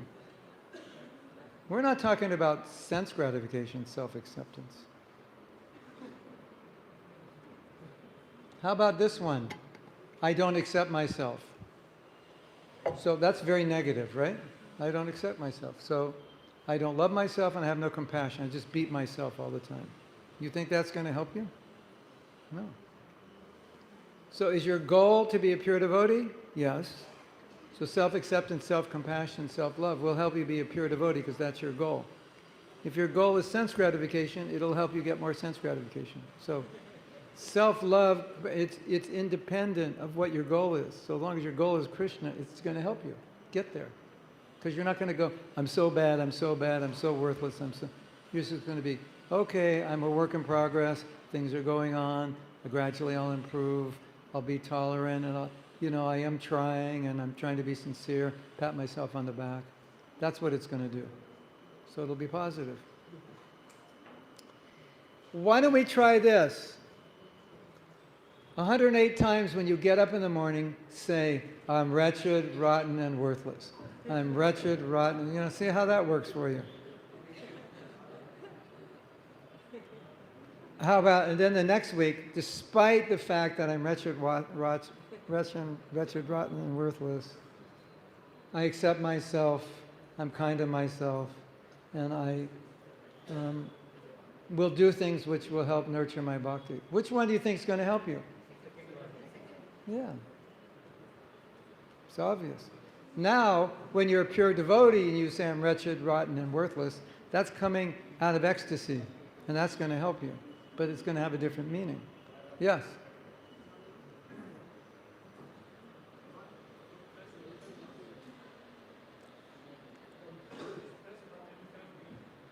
So now, when we think there's a low self-esteem where I'm thinking less of me. But if I go before the deity, before the holy name, and we present our low situation, and then beg for Lord's mercy, so is it not a positive form that I have this Yeah, me. that's positive. Very positive. And that's realistic for us. Sometimes when we speak before devotees, then we are in a mood that devotees will think good of us, but it does not happen. And they may say some critical word and we get offended. But when we get say in front of deities, we don't have expectation that Lord will feel good about us. We have expectation that Lord will accept me and Lord will show me mercy. Yeah. So if we want to do doing it in front of the deities is maybe a more realistic situation than talking in the public. Yeah, could be.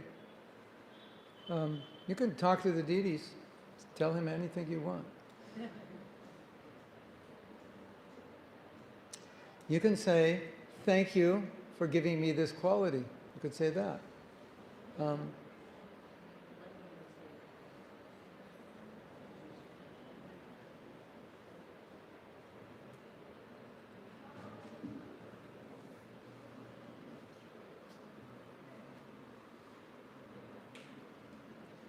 Hare Krishna Guruji. I just wanted to ask, like sometimes somebody gives us a positive criticism, which is beneficial for us. But we might take it as self-acceptance and that no, what he's saying is not right. I know what I am. So maybe because of that laziness or because of that ego, we might not want to improve ourselves. So how can we judge whether that the other person who's telling me is something positive or negative?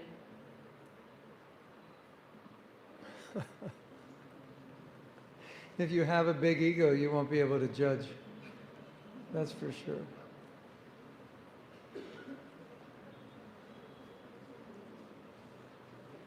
Sometimes you just know.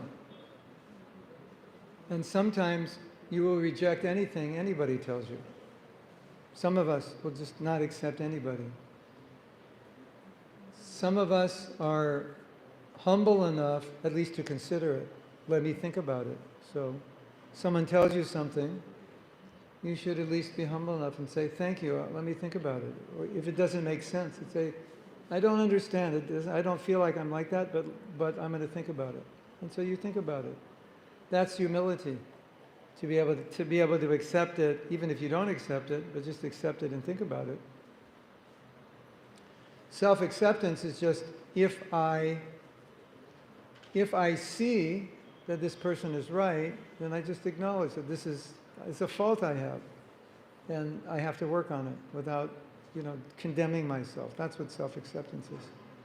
And in the ideal state, we would want everyone to give us input, and we would be open to consider everyone's input. That's when the false ego is at a low, and our desire to improve is at a high. We just tell me, I want to know. Because I'm not trying to prove anything to anybody, and I'm not trying to impress anybody. I'm just trying to get closer to Krishna. So anything that anybody can tell me, I'm willing to listen, consider. And then after listening and considering, maybe you'll realize that they were right, or maybe you'll realize that was a misperception. But as long as your false ego is not in the way, then you're in the best position to understand, because you have nothing to protect. But if your false ego is in the way, you want to protect your false ego, then how are you going to be able to evaluate it objectively? Right? Because you're more concerned with image. So if you're concerned with advancement and not image, you'll be able to know, because you'll be in the most objective state. But if you're concerned with image or not concerned with advancement, then if that doesn't fit your ego, you'll reject it. Right? Here's another interesting thing. Is everyone still awake? Raise your hand if you're awake. Make noise if you're awake. Here's a problem. To answer your question another way, this is really interesting. We all have a certain concept of who we are. What kind of personality we are. I'm a kind person, I'm a generous person, I'm an intelligent person, I'm a humble person, I'm a service-oriented person. We all have this identity, and it could be all those things, or more than those things. So, if you have the identity that you're kind, gentle, soft-hearted person, and I come up to you and say, you know, I saw you talking to that devotee, and that was very rude, unkind, and harsh. It's going to be impossible for you to accept that because it totally goes against the way you see yourself.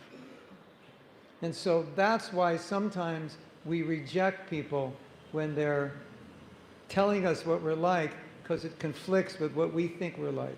Now, that makes sense, right? Now, the interesting thing is, our conception of ourselves is not necessarily based on anything we're doing. It's not necessarily that I am kind to everyone and generous, etc. It's just that's the way we want to be, and that's the way we want to think of ourselves, and that's the way we want other people to think of us, so we think we're that way. And oftentimes our actions and our self-conception are actually not the same. Isn't that interesting? So an introspective person who really wants to crush the false ego will not hang on to any kind of identity. And if someone says, you're harsh, they'll look at it. They'll go, okay, really, what did I do? And they'll be open to correct themselves. They'll be open to see it and correct themselves. Because advancing is much more important than maintaining a false ego. So when you want to maintain image, and you can't break the conception you have of yourself, then you can't hear. Because hearing's not important to you. Image is important. Does that make sense? And so, the problem is that, okay, in the secular world, we're like, okay, that's normal, right? The CEO has an image, the managers have image, everybody wants upward mobility. But in a devotional society, strictly speaking, there's no room for that. That's totally out of place. And so we are ideally supposed to be in a position in which we are willing to see anything about ourselves if we can improve. And we're willing to take any kind of feedback if it's going to help us. Because we have nothing to protect. All we want is to come closer to Krishna. We don't need to protect any false ego. And if we're trying to protect false ego, well, that's more important than your relationship with Krishna. So, too bad for you. And that's not self-care at all. That's destruction. That's self-destruction. So if I actually care about myself, I would be open to feedback. And then, because I'm not trying to maintain any kind of image, then I could tell if it was actually good advice or not. Maybe it's just their advice, their perception, maybe they're envious of me or they want to hurt me, whatever. But at least I'd be open to listen to it and consider it.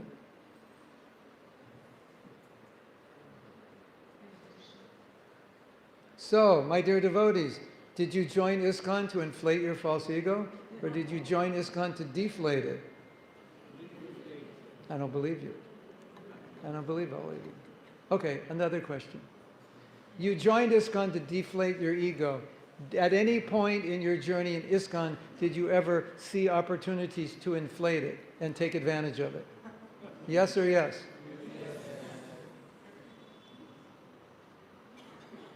That's the material conditioning side of ourselves.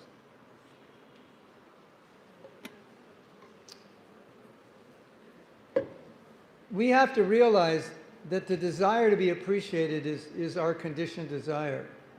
Well, maybe not appreciated. The desire to be recognized, acknowledged, the desire to be honored is deeply, deeply, deeply rooted. And that's why when I was doing a little joke the other day. I'll do it for you guys. So I'm chanting Hare Krishna, right? Hare Krishna, Krishna Krishna, Hare Hare, Hare Ram, Ram Ram, Hare Hare, Hare Krishna, Krishna Krishna, Hare Hare, Hare Ram, Ram, Hare Hare. Now, imagine I'm chanting and I'm going to tell you what I'm thinking. Hare Krishna, I'm so great, best chanter in the temple, Hare Krishna. Nobody chants as good as I do, Hare Krishna, Hare Krishna. I hope everyone's noticing my chanting, how good it is, Hare Krishna, Hare Krishna. Everyone should chant like me, Hare Krishna, Hare. These devotees, they don't know how to chant, Hare Ram, Ram. They're making aparad. My chanting is pure, Hare Krishna. Prabhu, do you notice me? Hare Krishna, Krishna Krishna, Hare Hare, Hare Ram, Hare Ram. Yeah?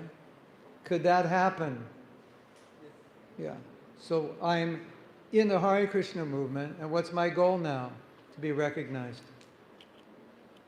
I'm chanting Krishna's holy name, and I'm thinking I should be recognized for that. And you ask the question, how are we so stupid to come to the material world? How could Maya enter? Well, you're chanting japa and you're in complete Maya. And you're using the holy name to empower your pride. Hare Krishna. Wow. Crazy, isn't it? Absolutely crazy. It's 4:15 and we're supposed to end at 4:30. Oh my God. Okay. We have 2 more things we want to do. It's probably going to take about 20 minutes, so can you stay 5 minutes longer? These are, the next 2 things we're going to do are really powerful. So we have to share both of them. Yes? No time for questions. Sorry, Prashna Devi. I have to continue.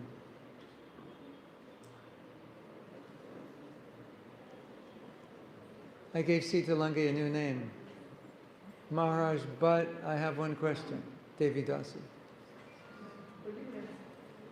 But now I can't answer it because we have to do this. 2 more things we have to do. We're going through level 2 here also. So there's a lot here. And this is all going to be online. Okay, here it is. Okay, I need your attention. This part is so beautiful. So this is entitled Self-Love and Compassion Strengthen Your Resolve. So maybe this will answer some of your confusion. You're like trying to analyze things philosophically. Maybe this will make more sense to you. This is entitled I'm Worth It. When confronted with temptation, remember that you are worth making the effort to overcome your challenges. If your compassion doesn't include yourself, it's incomplete. So here's a little mantra, let's say it together. I am worth making the effort to become Krishna conscious. You have to feel like this, because if you don't, when you're confronted with temptation, you may just give into it. But if you think, I am worth it, I'm not going to give into it. I am worth resisting this temptation. I am worth doing the right thing. I am worth rejecting the wrong thing. If you don't think you're worth it, you often don't have the strength because you'll say, who cares? It doesn't matter. So what if I fall? What if I break a principle? What if I don't chant the name? Who cares anyway? You ever said that? Who cares? And you're right. Nobody, because you don't. If you don't care, nobody does. Your guru cares, but you don't care. So how can he care? Because you don't care. Right? So if I don't care, who cares? Who's left to care if I don't care? You're the last one to care for yourself, right? Just as I would not do anything to harm someone I love, when I love myself, I would not treat myself poorly or do anything that would harm myself. Yes? When I have self-compassion, it becomes impossible to cause myself the pain and suffering that would result from giving in to my weakness. So here's our little mantra. I never do anything that would harm myself or cause me pain. Let's read it. I never do anything that would cause myself. So that's last line, last paragraph. I said, when I have self-compassion, it becomes impossible to do anything that would cause me pain. It's become impossible to do anything that's bad for me. Wouldn't that be good if you could not possibly do anything that was harmful to you? It'd be amazing. Yes? Yes? Yes? Yes. Wow, you ate too many chapatis for lunch. Or whatever it was. What did you have for lunch? Too much rice. South India, yeah. You can't say yes if you eat too much rice. Yes? Yes. See? Too much rice, you can't say yes. Yes or yes? Yes! Okay, transcended the rice. Good. So, you're going to get a little mantra now. When confronted with a situation in which you are tempted to do something enjoyable that would eventually result in your own suffering, chant this protective mantra. I could never do that to myself. Say that. I could never. So it's 9 at night. You don't have your rounds done. Your eyelids are closing. And finishing your rounds is the last thing in the world you want to do. And you chant this mantra. I could never do that to myself. Or Maya Devi shows up at your door. The exact form of Maya you've been dreaming about, praying for the last million lifetimes. And there she is, offering herself to you. And you know if you take that, Maya is going to completely destroy you. And you tell yourself, I could never do that to myself. Let's chant the affirmation. Let's chant it together. I care about myself too much to allow myself to give in to any behavior that would cause me to suffer. I could never do that to myself. Look at, these are rupees up here. This picture is for you guys.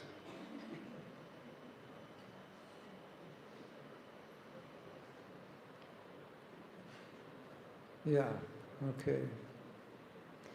We have an exercise. We don't have time to do it, but I'm going to show it to you. And this is the exercise. I love myself too much to allow myself to, and you fill in the blank. I love myself too much to allow myself to chant bad japa, stay up late at night, overeat, meditate on sense gratification, spend all this time on social media. Just go down the line. Anything you need to improve, you can just tell yourself, I love myself too much to allow myself to continue to do this, because it's harmful. And so that's how self-love works. Does that make sense? It's powerful, right? How does self-hate work? Self-hate works is, I hate myself so much that I don't care if I do this. That's how it works. It's the exact opposite. You know, like, probably you shouldn't do that, I know, but I don't care. Who cares anyway? Nobody cares. It's not going to matter. That's all self-hate. And self-love is the opposite. It is going to matter. Because I matter to myself, I matter to my guru, and I matter to Krishna. Krishna wants me to do this. Does that make sense? So, if we have all your email addresses, we can send you a list of about 35 I love myself too much. So I don't know if we have all your email addresses. Do we, or we don't? Or you have to, yeah? Or we can get them. Then we will send you some, we have many things we can send you. And one devotee said, I love myself too much to not love myself. Isn't that beautiful? Get to the essence. Okay, so can we turn the screen off? Is that possible? We're going to do a guided meditation. And I promised you this. Can we turn the screen off? Or can I turn it off from here? Where is the... yeah, turn the projector off.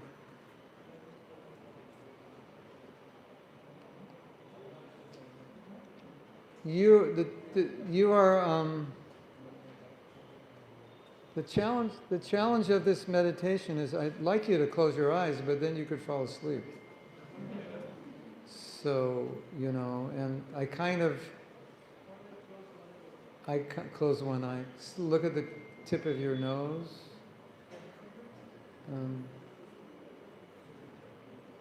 Okay, I've got to play some background music for this. This is a guided meditation, and this is going to help you feel Krishna's love.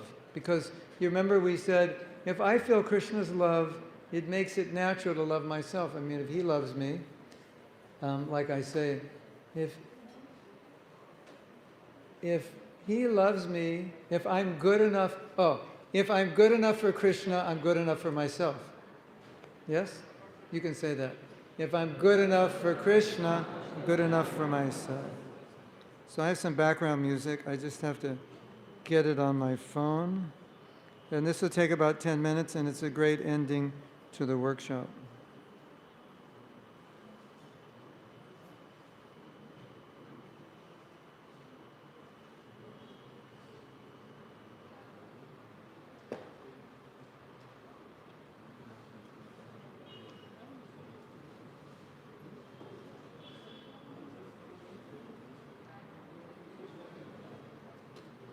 Oh no.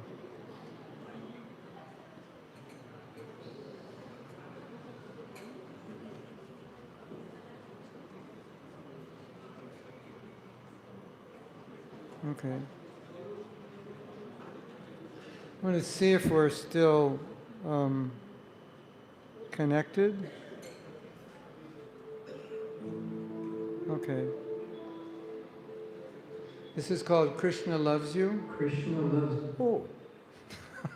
It's actually, yeah. Oh, sorry. That's the wrong.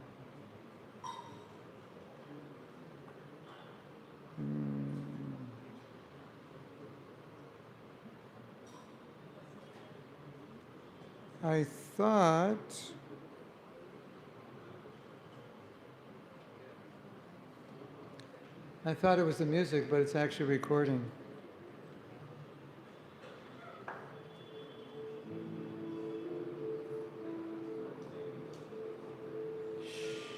Krishna loves you. Guided meditation. A meditation on Krishna's. Whoop. It's not working. I guess the internet. Okay. I'll just do it without the music. So if you can close your eyes. Personal care. Whoa. And love for you. This is called Krishna Loves You Guided Meditation, a meditation on Krishna's personal care and love for you. Krishna was personally involved in your life when he helped you come to Krishna consciousness. He knew what you wanted. He knew what you needed. And he brought your life to a point that would make you open and ready for bhakti. Then, at the perfect time, he arranged for you to meet him through meeting his devotees, getting prasadam, and receiving Prabhupada's books. Krishna was personally involved in your life. Meditate on how this all played out, how Krishna personally made all these arrangements, how Krishna personally sent his devotees to help you, how Krishna arranged your life so that becoming a devotee was natural. Take a few moments to meditate on all the events that brought you to Krishna consciousness.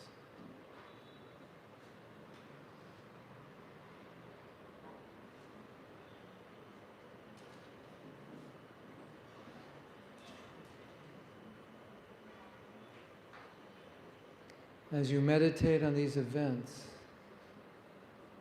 think of the ways that Krishna pulled you out of material life and brought you to his feet. And meditate on how he was personally involved in doing this. And as you meditate on this, feel his personal care for you.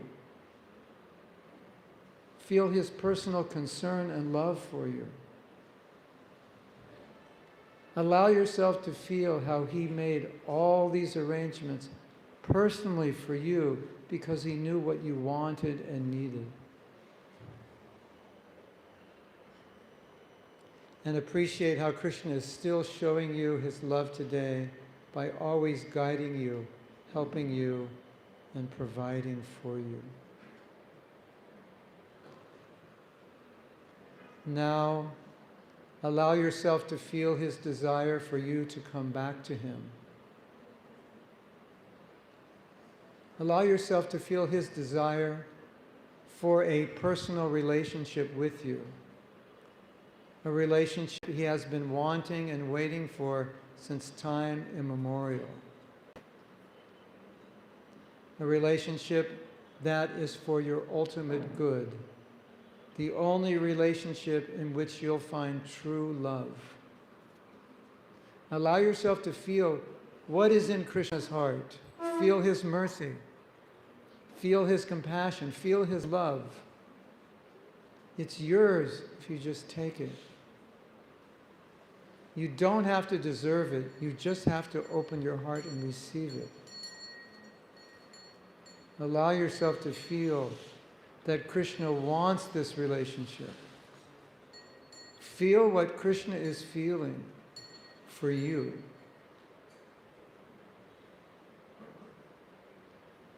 Don't be afraid of a relationship with him. Be afraid of life without a relationship with him.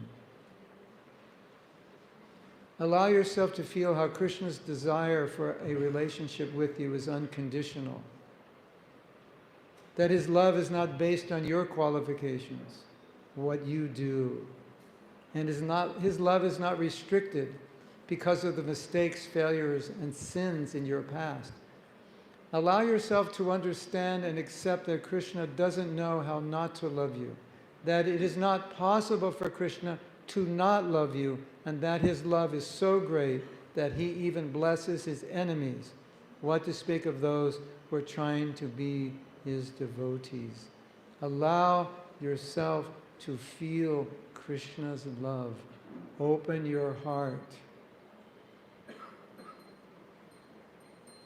Krishna knows your pain. He knows your struggles. He knows it's not always easy for you to be a good devotee. He knows you are trying, and he knows you need help. He is always ready to get you back to him. Allow yourself to feel his concern. Allow yourself to feel his support. Allow yourself to feel what Krishna feels toward you. Krishna is telling you in the Gita, because I love you, I am speaking this knowledge to bring you back to me. Because I love you, I am with you to guide you on the difficult road back to me. When you are in trouble, you can talk to me. I will listen. I am always here for you. I will never leave you, and I never will let you down. Because I love you, I arranged for you to meet Srila Prabhupada. I arranged for you to meet your gurus. I gave you association of devotees. Because I love you, sometimes I push you closer to me, even when you resist. I do this only for your benefit. Don't be afraid of surrender. All I am asking is that you reciprocate with my love. I love you. Will you love me too?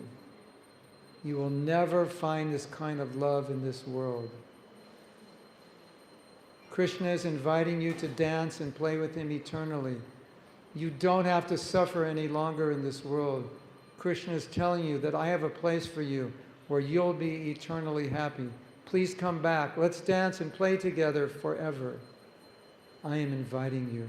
Please come home. You'll be happy. Krishna has been eternally inviting you to live with him. He is giving directions to get back to him. Just think of me, become my devotee, worship me, and offer your obeisances to me. If you can just do this, I promise that you'll come back to me. You can trust my promise. Why do you hesitate? Accept my invitation. Krishna loves you and wants a relationship with you more than you want a relationship with him. Krishna will love you even if you don't love him. Allow yourself to feel Krishna's desire for you to come back to him.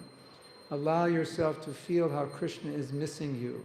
Allow yourself to feel Krishna's heart, his pain that you are not with him. Allow yourself to feel Krishna's deep love for you. Do not doubt that he loves you. Open your heart and allow yourself to feel what Krishna is feeling. Try to reciprocate with this love.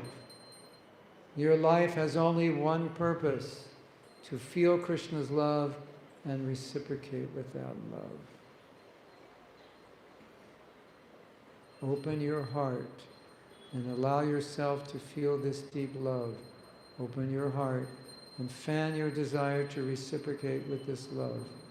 Your life has only one purpose, to feel and reciprocate with Krishna's love.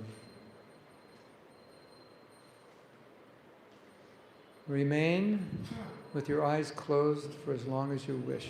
When you feel ready, you can slowly open your eyes. And if you like, you can write down any realizations you had from doing this exercise.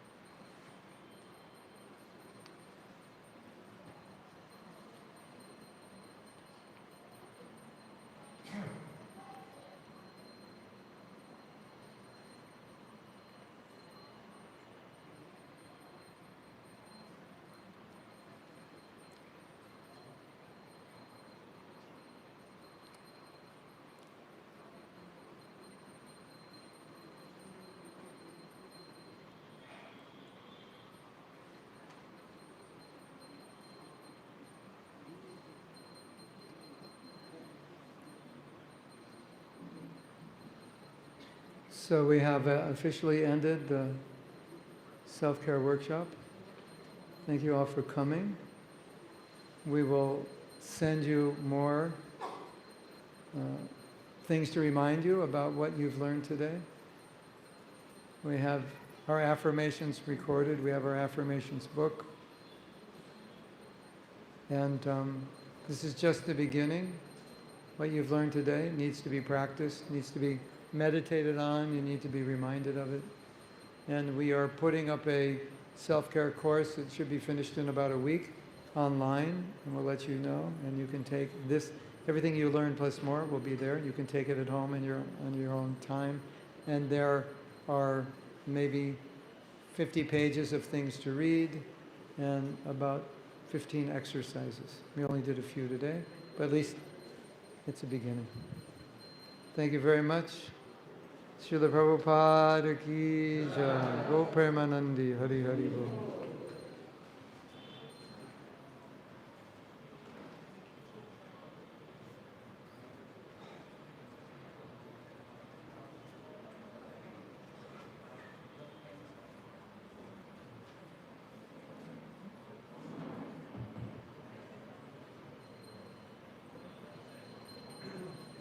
Hare Krishna.